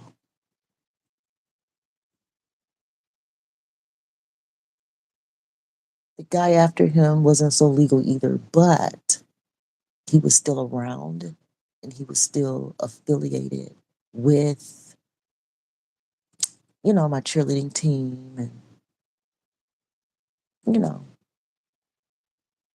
he wasn't so legal either, but that falls under my parents, that falls under my cheerleading coach. If they allow, grown men to hang around teenage girls, that fall on them. But the young man that was heading off to college, oh, I'm not gonna mess up his life with 3 years of being a wild high school teenager while he's in college. No, he needed to focus on college. I let him go. I'm stuck in high school for 3 more years. I'm stuck in high school for 3 more years while you're in college. Go to college. Get all you can. We're from the hood. And you made it to college. Oh, wow. He was inspiration to me.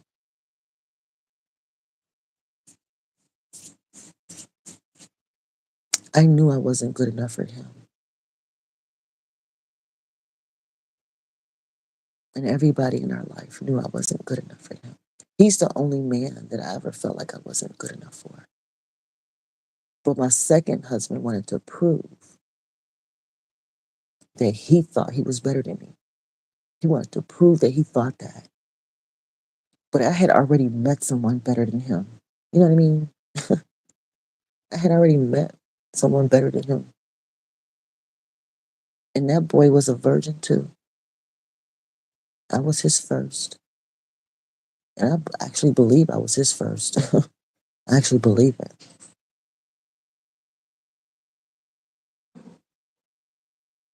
But he was too good for me. And I knew it. And I had to let him go. I'm proud of that. I like it when I know that a person can do better than me. I like it when I know that. I just think it's interesting when someone dog me out and then think they doing better than me. Now that right there is interesting. I always like to see how those situations play out. I'm very patient, you know. The first time I was quiet about it. This time I don't have no reason to be quiet. Because he got two wives. He's not done paying me out while he's married to somebody else and he ain't done paying me out. That's called having two wives. But it's legal. So, quote unquote, being polygamous, like legally married to two wives, it is legal. It's just disguised. It's called paying one alimony when she can't even, do anything else for herself while you're laying up with the next one. It's disguised. So yeah, my husband has two wives. Yeah, I'm proof. And then, which puts me in a position, forces me to have multiple husbands because, you know, in the physical realm, I don't necessarily want to have sex anymore in the physical realm. My spiritual sex, I get a lot, my orgasms comes from spiritual sex. It's hard for me to have orgasms in the natural realm anyway. I have a hard time having natural orgasms, but spiritual orgasms, oh my goodness. Now, spiritual orgasms with natural touch, whew, now that's good too. I will admit that. So that's why the occasional couple, maybe just, having massages and, just being touched by couples satisfies me. I don't need sex with them because, I have spiritual sex. And there's no greater spiritual husband on my radar right now than Pastor Newby. And both of our living spouses are married to other people. So, you know, and see, I can only have an orgasm for a natural man that I respect. I have to respect you. I have to feel like I've helped you. I have to feel like you see me, that you went above and beyond for me. And you know what I mean? Because I know I'm going to go above and beyond for you. I know that. And see, now that, you know, with the beauty of having a husband that's passed on is that in the natural, they're not here to disappoint you. They passed on before they could disappoint you. You know what I mean? So,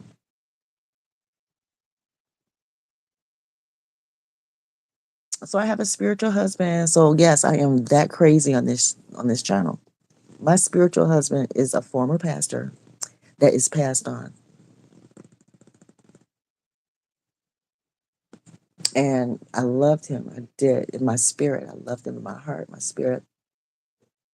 He advised me in that marriage that was just crushing me. That marriage was crushing me. But it's like Pastor Newby was my life support, my spiritual life support.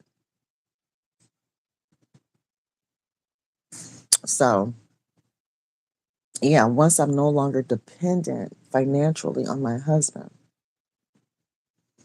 then I'm left with the husband that I needed all along, which was our pastor. That was the husband I needed all along.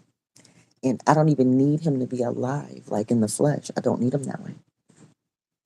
I have a bunch of cassette tapes of his voice, and his messages really were good and meaningful. And I have memory of his flesh.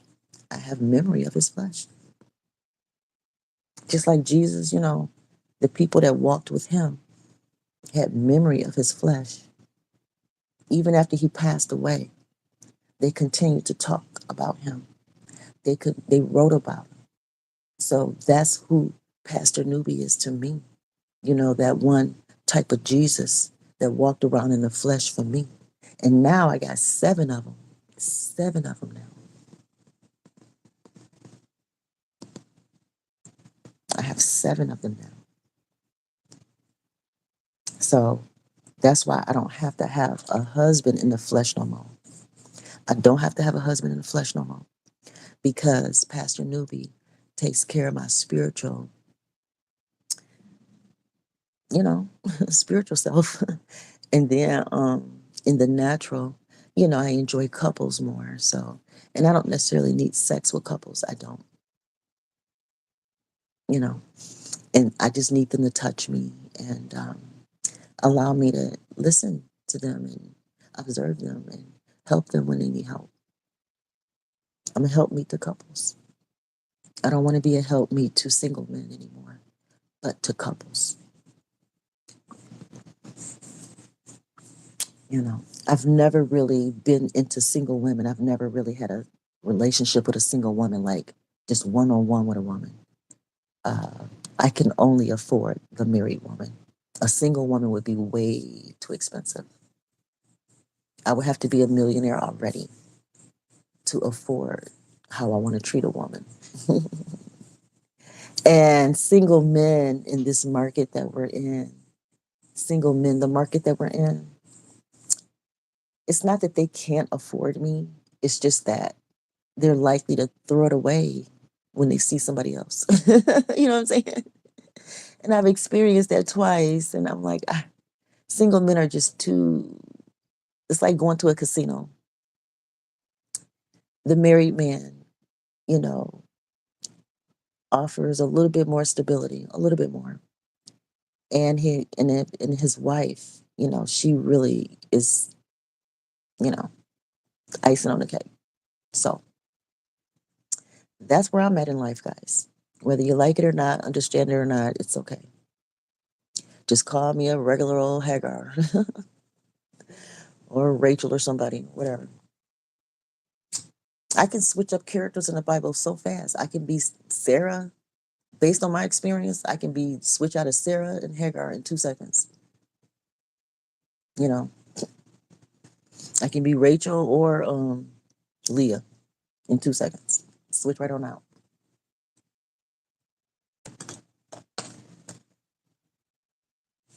But I'm about to go into my Rachel stage, I guess. I don't know. I got to find a woman in the Bible. Abigail. I want to do rabbit. Is it Abigail? David had a wife. King David, I believe, had married one of his wives. One of King David's wives was, I think her husband.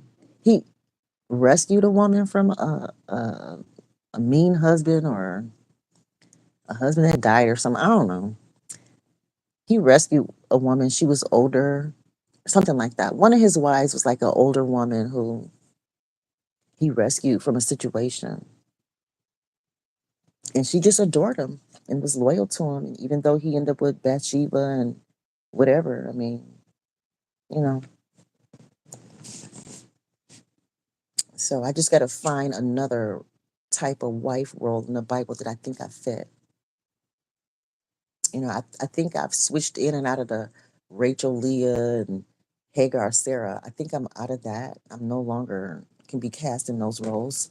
So I got to find other women in the Bible. I don't want to be a Ruth and Boaz. I don't want a Boaz. I don't want a Boaz. I got to find a Solomon or a David or I need a man with a wife, multiple women, because I don't want to be the only one. It's just too much. Too much. Ooh. I put my time in 32 years. I'm done. So I want to be, extra. I want to be the support. I want to be a concubine. There you go. Let me be a concubine. I want to be a concubine, but not to anyone in my past. No one in my past. None of my exes. I don't want to be their concubine. No. I want to be a concubine to a whole, fresh, brand new couple. Like a high class concubine. I came up with the Madam Sphere. Remember, I'm the creator of the Madam Sphere. Dr. Leisha the Preacher, Madam Sphere, because I want to be a high class concubine. I want to. I don't want to be the wife no more. I don't want to be the wife no more. The husbands just treat her bad and put her on the floor. I don't want to be the wife no more. Mm-mm. I want to be the high class concubine. It's the better position in this market. In this dating and marriage market, the high class concubine is the way to go.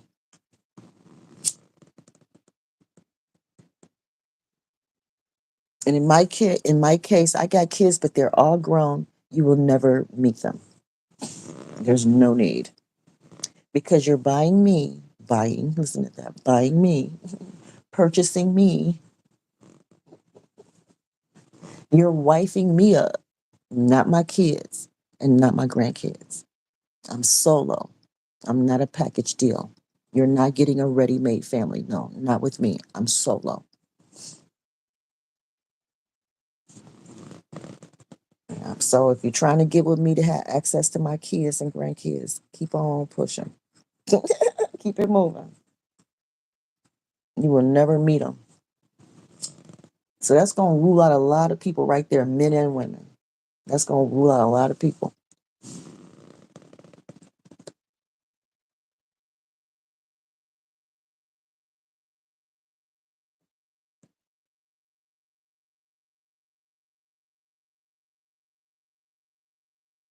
Hmm. And you'd be surprised who'd marry you because they're attracted to your mother. You'd be surprised. Right. A 19-year-old is writing me love songs. Sometimes people may be interested in you because of your parents. You think this man is attracted to your 20-year-old body. Yeah, he'll marry you and have babies with your 20-year-old body, but he really want to have sex with your mama. Or this woman really want your daddy's wallet. Yeah, she may, sleep with you and have kids with you, but it's really your daddy's wallet that she's fucking with. So just because somebody act like they love you and want you, it may be your parents' money that they really want. So guys, even in the hood, pay attention to that kind of stuff. Even in the hood.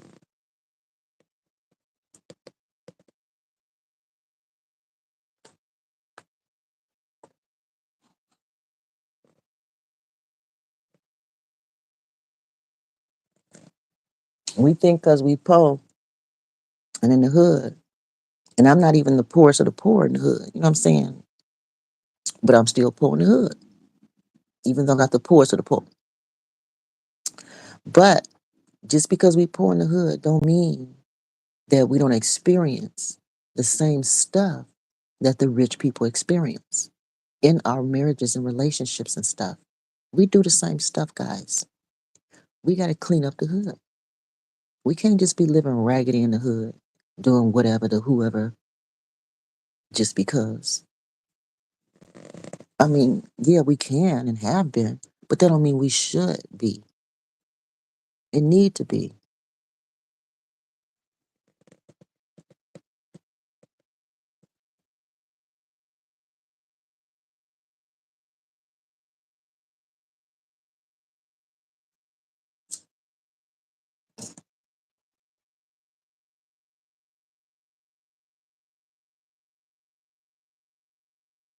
Yeah, I had to wake up real quick because I was out there naive. I was out there naive thinking that, I'm old and, you know, not that don't nobody want me, not like that, but I'm old, so, I'm safe. I ain't got to worry about young people trying to push up on me. It just wasn't, you know. And then a young person, some young guy like 20 or something, touched me inappropriately without my consent. Would I say that threw me way back? I mean, it just threw me like what? Like, why would a 20-year-old boy want to touch me as though he had the right or was entitled? I was so like disgusted. I'm like, what the hell? What is going on? What could a 20-year-old possibly find attractive? What a 50 anything? You know what I mean? Like, what? I was like, what, maybe 49 or something. I just, it just threw me off. I just didn't expect it. Even though I saw movies in the past about stuff like that. But again, when I watch movies, it's more like entertainment. Some stuff can be a little informative, but until it happened to you, someone younger is, I mean, it's different flirting, There's always some little managed tail boys running around flirty, but, and they do that with everybody. Nothing to, get excited about, you know what I'm saying? But when someone crossed the line and actually touch your physical body, without permission. I had to wake up and realize that this is a real thing. It is a real thing for young people to go after an older person for whatever their reason. I mean, whether it's money or I don't know, who cares? It's a real thing. And I, I, mm, I had to wake up. And I woke up. I woke up. I didn't report him or nothing like that, you know. I just looked him in his face and said, you know, this, I'm like, this is rape, young man. This is rape. You didn't ask to touch me. You didn't ask. I mean, he like froze in the spot. He froze like a deer in headlights. He froze. And he just had this look like, really? Like I had no idea. I mean, he had no idea that he was touching me without consent. He was not paying attention to my face, how I felt. He didn't care how I looked. Like he did not care that this is not what I wanted.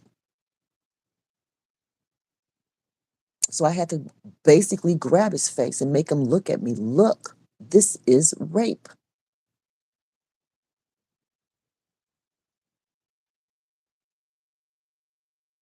And he just left. And he just left. Why he was there in the first place, that's another story. It wasn't my own. It wasn't because I invited him there. But the point is, it happened at all, but it was a wake up call. And I mean, like, yeah, my husband,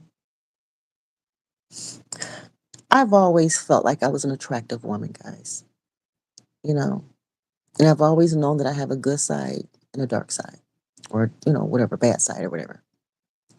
So even though my husband had a low opinion of me, I wasn't convinced of it, but yet I was used to him talking to me that way.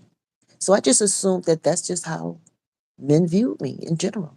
Even if I don't view myself that way, I just felt like, well, this is just how black men in Michigan are. You know, this is just how black men are here.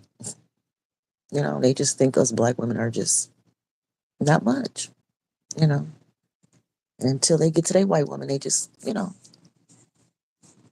tolerating us or something. So I just, whatever. That's just the world we live in here. And so, well, I do then anyway. I can speak for myself. And so I was just shocked. It's just everything is just confusing. Nothing's adding up. So that's why I just had to go into some deep research. What is really going on? What is really, really going on here? You know?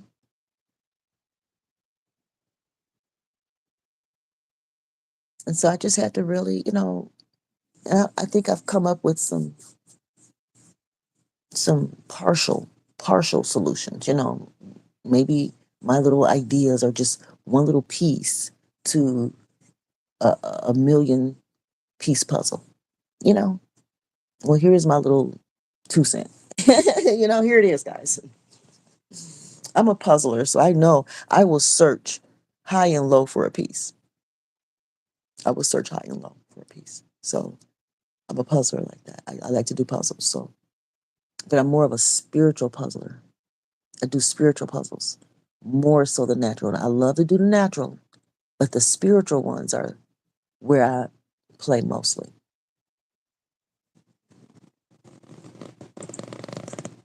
And Pastor Newbie has recruited me, and I'm like, yay, yay, yay, yay, yay, yay, yay, yay.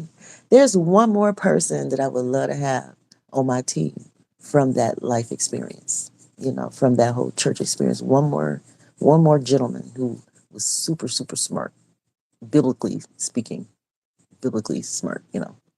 I would love to have him on my splitter team. I don't feel his energy there, but Pastor Newbie, he may have a way of getting him in there. But so anyway, right now, I'm happy, guys. I really feel whole.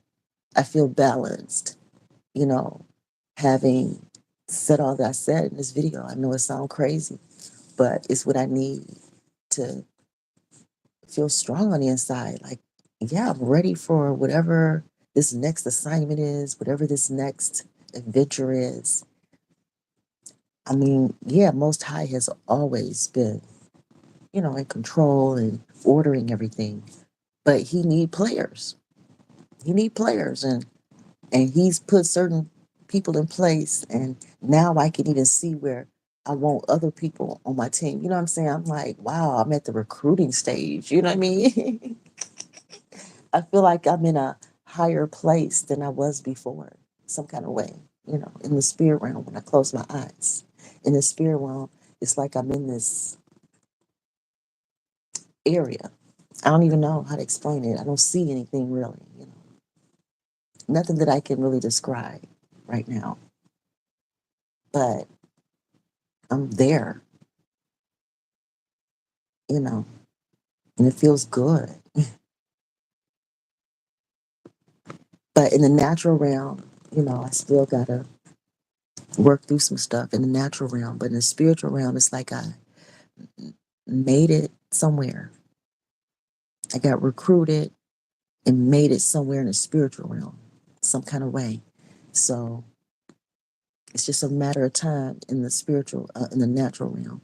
But I do know that I need to have a meeting with Most High and the God of money on this earth. I need to do research. I can't believe I haven't really um, researched money, but I just associate it with evil, and that's something that husbands deal with. You know what I mean? Yeah, they bring it home, and I might, slice it and dice it, pay this bill, put it over here, do this, that, the other. But at the end of the day, how you get money and what you got to do to get it, and whatever, all that stuff. Husbands have always done that in the natural realm for me, in the natural realm. But now I'm going to learn to rely on a spiritual husband who's passed on. I knew him in the natural, but we were married to other people at the time. In the natural realm, we were both married to other people. But those other people, I'm still in the natural realm, but those other people are married to other people. So, and his first wife passed on and is with him. And whoa, so he's not alone. He's with his first wife. He's with his first wife, while his second wife is on earth married to somebody else. He and his first wife, who I've never met, but I did see pictures of her. And she was pretty. Yeah, she was a beautiful woman. So they are pulling me up. Wow. Now that's deep. They are pulling me up. Mm. If that's what they want to do, hey. So, wow, guys. So I have my own spiritual king and queen. And I am their high class concubine, all in the spiritual realm. Because here in the natural realm, I'm not obligated to nobody. They divorced me.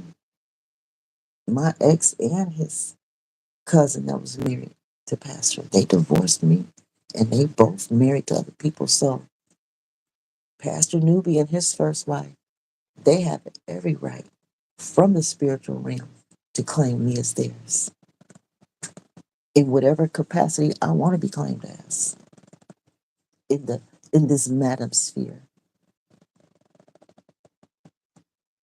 Okay. Wow, I feel more balanced than ever before because he he he had a first wife and they had natural children. And I believe it was five of them.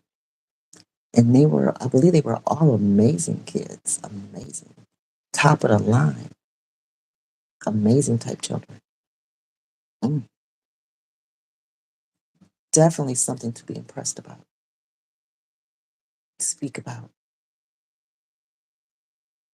Mm, wow.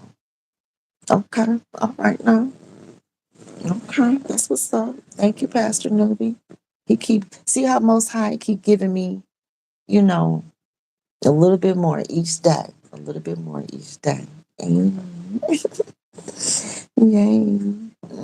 I'm going all the way, y'all. I'm going all the way. I'm going all the way. I'm going all the way. I'm going all the way. I'm going all the way. Mm. I'm going all the way. I'm going all the way. And wherever that way is, I don't even know the extent of it, but I'm going. I'm going. And it's all by faith, all by belief. And what I see when I close my eyes,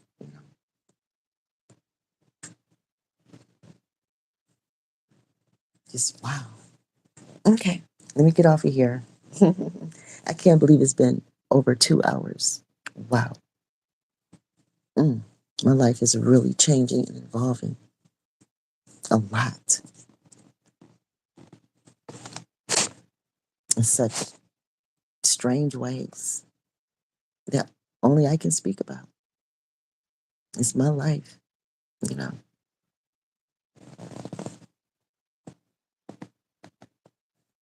But I no longer desire to be independent from Most High, any of His creation. I don't want to be independent. I want to be a part of the number. I want to be a part of the body of Christ. I don't want to be independent. I need to be independent of my ex, yes. And once that last alimony payment hit, then technically I will be. But for now, I depend on him while he's married to someone else. And until that last alimony payment, Pastor Newby and his first wife are claiming me, and they're going to help me and guide me until the last alimony payment while this man is married to someone else, while I still depend on him. That's polygamy. I mean, I know the world has its own definition of polygamy, but I'm letting you know what polygamy is spiritually. So I don't know who he and this wife, who, what authority they're under. I don't know who counseled them, what authority they're under. But as far as his commitment to me, as far as the alimony, being the first wife and all of that, Pastor Newby and his first wife, through Most High, is overseeing me until the last alimony payment.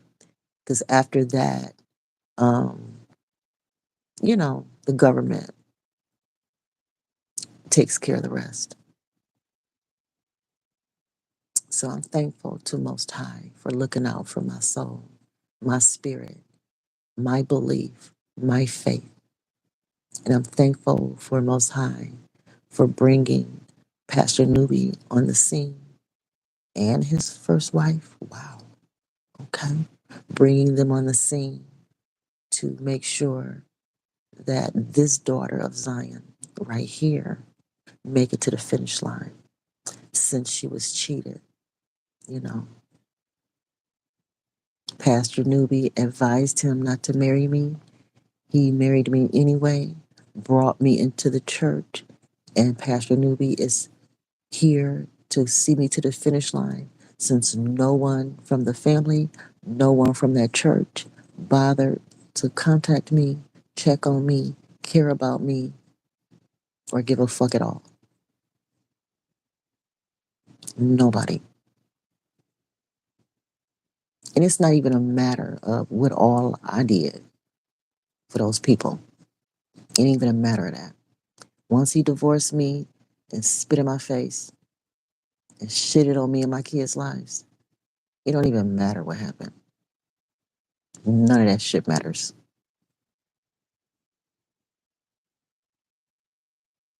None of my good, none of his good, none of the kids good. It's like none of that shit mattered now. None of it. So Pastor Newbie and his first wife are going to see me to the finish line since none of those people cared. Thank you, Pastor Newbie. Thank you, Most High. I know what authority I'm working with. I don't know what authority they're working with. Only they do. Secret lovers. Secret lovers. I thought that's what I was going to have to do, but I'm glad I didn't. With that being said, one of these days I will share my Dear Diary entries starting in 2011. In 2011, when my husband was leaving me, started the process of leaving me, which took 10 years, but he started the process in at least 2011 that I noticed. I started a Dear Diary series. And one of the things that I said in my Dear Diary series was maybe I need secret lovers. Maybe I need a couple to care about me. They could be my secret lovers while I get through the rest of this marriage.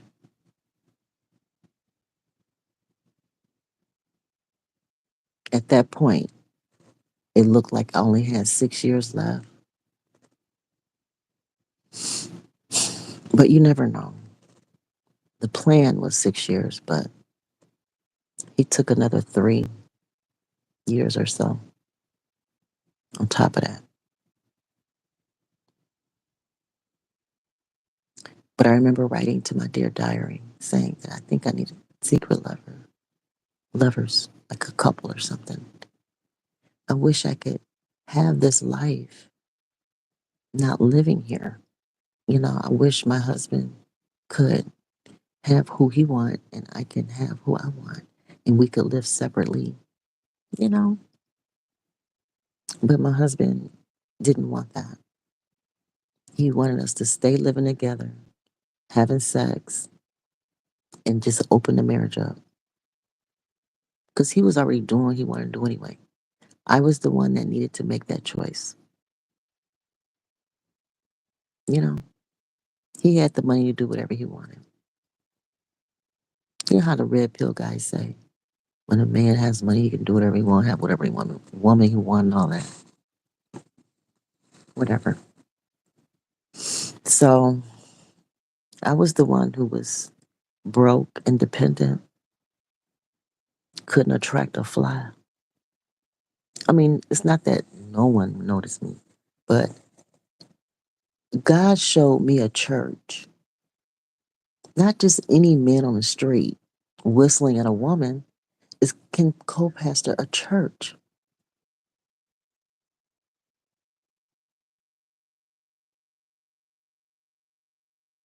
So if it's not you who I've been investing in a doctorate degree with, both of us getting doctorate degrees and all this stuff, the person that I invested with, if you're not going to be the person that I have a church with, then who the hell is going to be?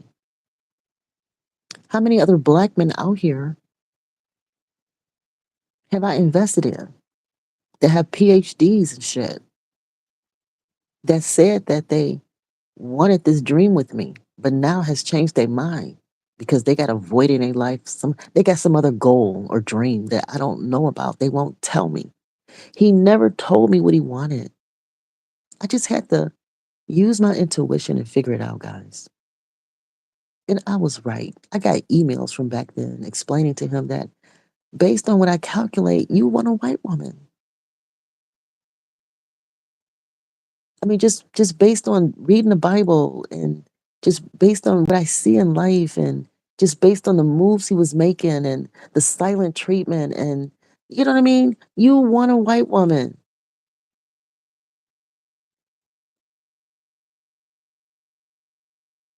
I got emails, guys. I can prove this. And here we are. He got her. He knew I was right the whole time. That's why he never admitted it to me, because I already knew I was saying it. I guess, why admit to something that I'm already speaking? I guess. I don't know. So I just had to wait. I just had to wait because he was not admitting anything. I just had to just figure it out and tell him myself and just write about it. I'm a writer. So when I'm, when you're in conversation with somebody and they're not coming to the conversation with truth, they're not coming, they're being, what do they call it? They're omitting 50% of the conversation. I mean, I can't control that. So, but I have the right to show up. I'm in this marriage and I have the right to show up. So I kept showing up. I kept showing up with my truth, what I'm doing, what I think you're doing.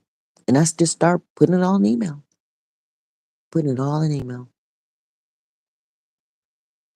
Because I have the right to show up even if your face is blank, even with your poker face and your private plans in the background while I'm slaving around with these kids and spreading my legs like a porn star because I just naturally do that shit. I just naturally enjoy sex in interesting ways.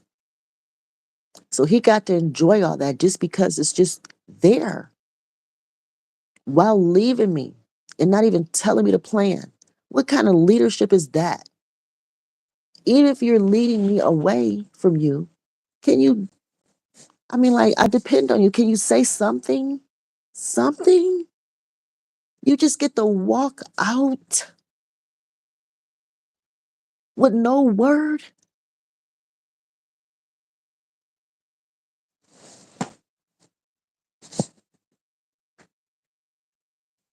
Even though I'm open and obvious and honest and everything, I'm spilling everything out. You still hold all the cards. But I don't know how to be any other way, people. I know people say you should have did this, you should have, I wouldn't have said this, I wouldn't have said that. You shouldn't, but I don't know how to be any other way but open and honest. And even when I make the occasional mistake, I talk about it. I have to confess. I got to write a dissertation about it. I got to teach other people. I develop a curriculum on my mistakes. That's just how ordered my steps are by the Lord. Even when other people don't show up, I do, with tears in my eyes, anxiety in my spirit. I still show up and show out.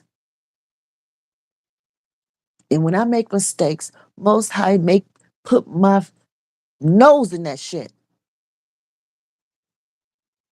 like any trained puppy should be. When I make a mistake, Most High hold my head down and put my nose in the shit. He don't give me no room to lie, cheat, steal, and run off with secret lovers. He don't give me that room.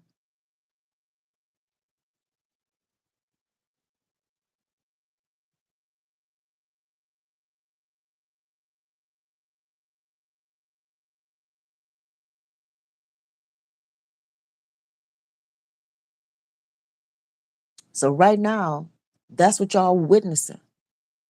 My head is pushed down in shit. So I won't make this mistake again. And anybody that's walked my path, you know exactly what I'm talking about. Praise God. Praise God for the spanking of the ass. Praise God for being chastened. Praise God for the correction. Praise God. Because I will never see such days like this again.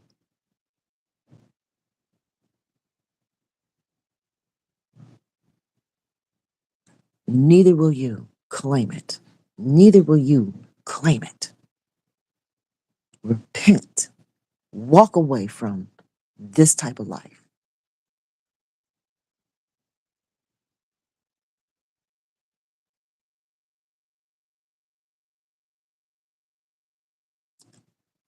I'm going up. I'm rising. I'm ascending. I'm repenting. I'm being led and guided by Most High and whoever He put in charge of me. And right now, we're in a meeting with the God of money to figure out something. Since I don't have the kind of husbands that look out for their wives, all their wives, equitably, honestly, respectfully. I don't want to fool with the God of money, but I have the right to do what I got to do. And Most High, Cudgel Lewis, my ancestor, the brother who had to come out the swamps and build a whole town, Pastor Newby, the man that did not marry us, but still loved me despite my disobedience, and is here today in my spirit. And I'm blessed to have ever laid eyes on him because I can remember how he looked too. And I'm going to use this energy by faith and endure the rest of this divorce state until that last alimony payment. And I believe that Pastor Newby and his first wife are leading me to financial blessings because he know what I went through. He's a witness. And he's a reminder that Most High has never taken his hand off my soul. No matter what was happening in that marriage, my soul, my daughter's souls were protected. We got tossed around, we were raped, we were robbed and cheated in that marriage. But we made it out, guys. Thank you, Seth, my grandson, giving us a second chance after all of that. We gonna make it, y'all. We gonna make it. Some days it's not gonna look cute. And some days we gonna be just fine. But we gonna make it. We are going to be independent of the men that once made promises to us and broke them. We're gonna be independent of those particular men. But we're gonna be open to everyone else, open to all families. I don't want to be independent the way that people claim independence. That's not the kind I'm seeking. I love having family. I love being cared for. I love people fighting for me. And I love helping people and fighting for people and having justice. And, I love it. I love doing right, even if I look stupid and foolish. I still love doing it anyway. Even if I embarrass myself, I'm going to still do as right as I can anyway. And I will continue to tell my story until that last alimony payment. And they can speed up the process at any point in time. They don't have to wait until a year or so to give me my last alimony payment. They don't have to. They can speed it up, go get a loan or whatever they need to do. I'm just saying, people have to come up with ideas and brainstorm, to create peace. Peace is a choice. Peace is an option.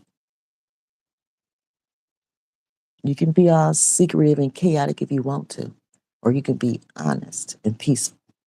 It's a choice. Well, I love you guys. I'm done running my mouth. That's a reason for somebody to cuss me out next Wednesday, okay? Next Wednesday, get ready, y'all. Cuss me out. Cuss me out, Confession Wednesdays. Pay, and I'll open up the chat, and you can just let it rip. I have 25 years of experience of just being ripped on. I may as well get paid for it, right? Let's do it. I'm a fighter. You knock me down, I'm gonna get up. I keep getting up. Keep getting up. hmm All right, y'all be blessed. Stay warm. It's so cold, especially up north. There's snow everywhere and freezing temperatures and stuff. Ooh, goodness gracious. I'm ready to eat. I need to make a fresh batch of, oh my God, guys. It felt so good to make homemade biscuits from scratch yesterday. I haven't done that in a little while, but I used to do it like at least once a week, couple times a month when my kids were growing up. And then we would always go to the state fair, the Michigan State Fair, when it was um, in Detroit, okay? When it was in Detroit. So we used to go to the Michigan State Fair. This was generational, like my grandparents, my parents, and that's like 4 generations of us went to the state fair. Okay, at least. So at the state fair, we would take the kids to the state fair and we would get fresh maple syrup, Michigan made, grown and made, or produced maple syrup, guys. So I am back to making homemade biscuits again. And it just feels good, guys, to endure and hang in there. And yeah, I look like a after the storm victim where everything look all blown and just destroyed. And I'm standing around with my blanket on, like, what happened? Oh my God. You know what I mean? I know I have that look, as I should. Divorce is, oof. I just don't wish it on my worst enemy. I just don't. It's horrible. It's horrible. And I don't want to go through it no more. So that's why I need to not get married. If I don't ever want to risk divorce, I don't ever want to risk marriage again. So because I don't want to divorce anymore, I don't want to be legally married anymore because I don't want to divorce anymore. Yeah. If I didn't mind divorcing again, then yeah, go for legal marriage again. Why not? If I don't mind divorcing again. But even the fact that people will die. I mean, I'm at the age where we know we gonna die. You know what I mean? Like when you're 20 and 30, you'd be like, yeah, I'm gonna die one day. I'm gonna die one day. Well, I'm at the age where one day is like one day. You know what I mean? Like one day is like, here. You know what I mean? Like so no more attempts needed in that area because I'm 55 now. Um So, yeah, I don't even want someone to die, in my bed, or I don't want to be sitting next to a hospital bed. And I don't want no one to even go through that with me. It's not even just like, well, you could be the one that gets sick. Yeah, throw my ass in a nursing home. Throw me in a nursing home. Yeah. Because, see, at this point, unless I've been with someone, 20, 30, 40 years, I mean, I may as well just have a higher, you know what I mean? Unless you put that kind of time in with somebody, I mean, it's like anybody could just change your diaper at that point, you know? So, my only hope to have ever had a lasting marriage that lead to we being each other's caregiver and all that was this last marriage. That was my only chance. I can't get 25 years in with nobody else. I don't even want to. That's what I'm trying to say. I don't want to put, grow old together energy in with nobody else. I don't have enough time or energy. He was that last chance to have a long lasting marriage where we earned to be each other's caregiver and everybody in the family come over and help. And, that's not going to happen. So I got to prepare for the other way. I'm a solo woman who don't want to lose the house to the system because I'm going to probably end up in a nursing home. So that's my job right now. That grow old together and we be each other's caregiver, that's not in my cards. I'm too old to have that. So the best thing I can do now is just live my best life. Out of the fun I didn't get to have because I was married. The fun I did not get to have because I was married. Now I get to do that. I get to do that with married people who want a single woman or single people to do these things with. There are people that have been married their whole life and they've done a lot of stuff together and they've done a lot of stuff with their kids already. You know what I mean? And so it's not that they're bored with each other, but just having someone else around, that's willing to celebrate them with them is exciting. It just adds a little juice, excitement to their life. And I'm not willing to put in another 20, 30 years with somebody because I don't even think I have that much time. Well, no, I don't, for one. And then number two, I'd rather just make those couples happy. I see where they can make me happy and I see where I can make them happy and I just see where it works. So that's where I'm at. That's my reality.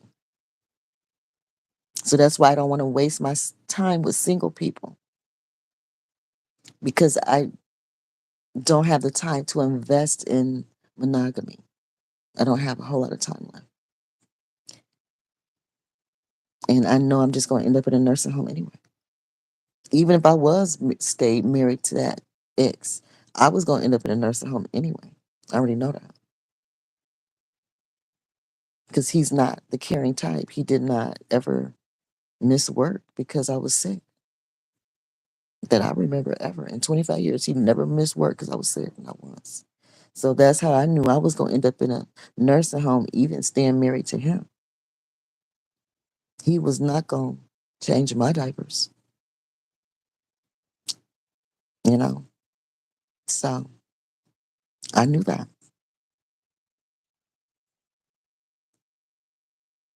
And he already made it very clear, early in the marriage that, I just wasn't of great value.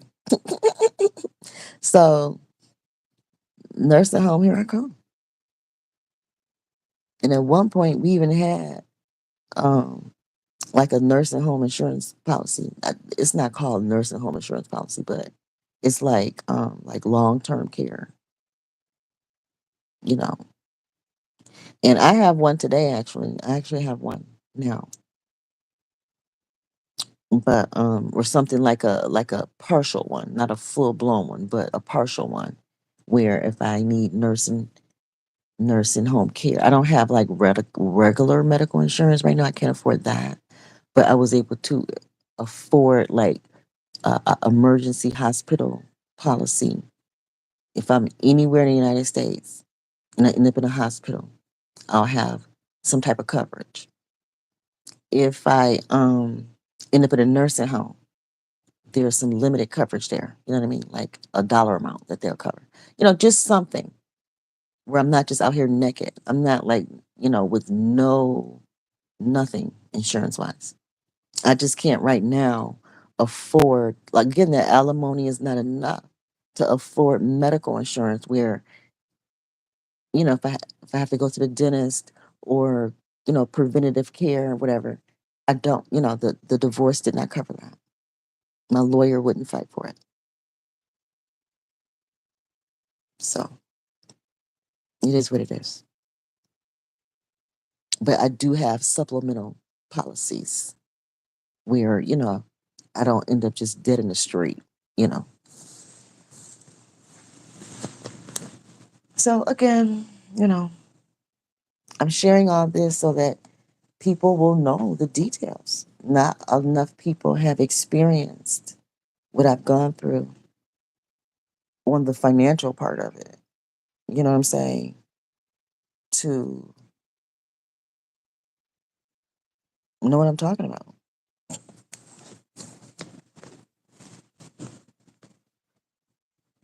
A lot of women in my community are unmarried. So things like alimony and pensions and all this stuff is just not even a conversation.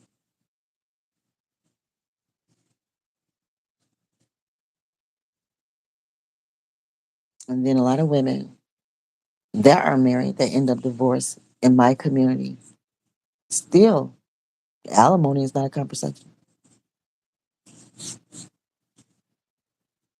Child support, if you're lucky, child support, if the kids are lucky. Not even about, you know. So the things I'm talking about can be brand new to a lot of people in my community. It's brand new to me. I don't know anybody in my life that got a divorce settlement on the level that I have. I think I'm the first person in my life, in my world.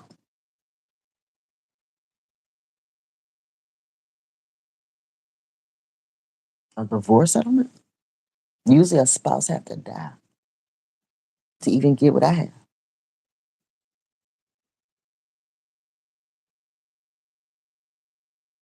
So I'm not complaining. I'm just explaining. I'm not complaining, y'all. I'm just explaining.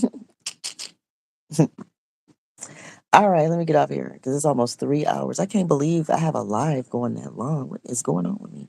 Because I have not been a live person for real, for real. This is just coming out of nowhere. So something is happening. Pastor Newbie on the scene. Yeah. I'm gonna have to go back and do a little more research on the first wife because she just popped out of nowhere. I was like, whoa. She's like, I'm here too. The other wife, she's married now. Like, oh, oh, oh. Talking about polyandry. Mm, I guess somebody was expecting somebody to just be, you know. Mm, yeah, you know that. All right, bye guys. Have a blessed day.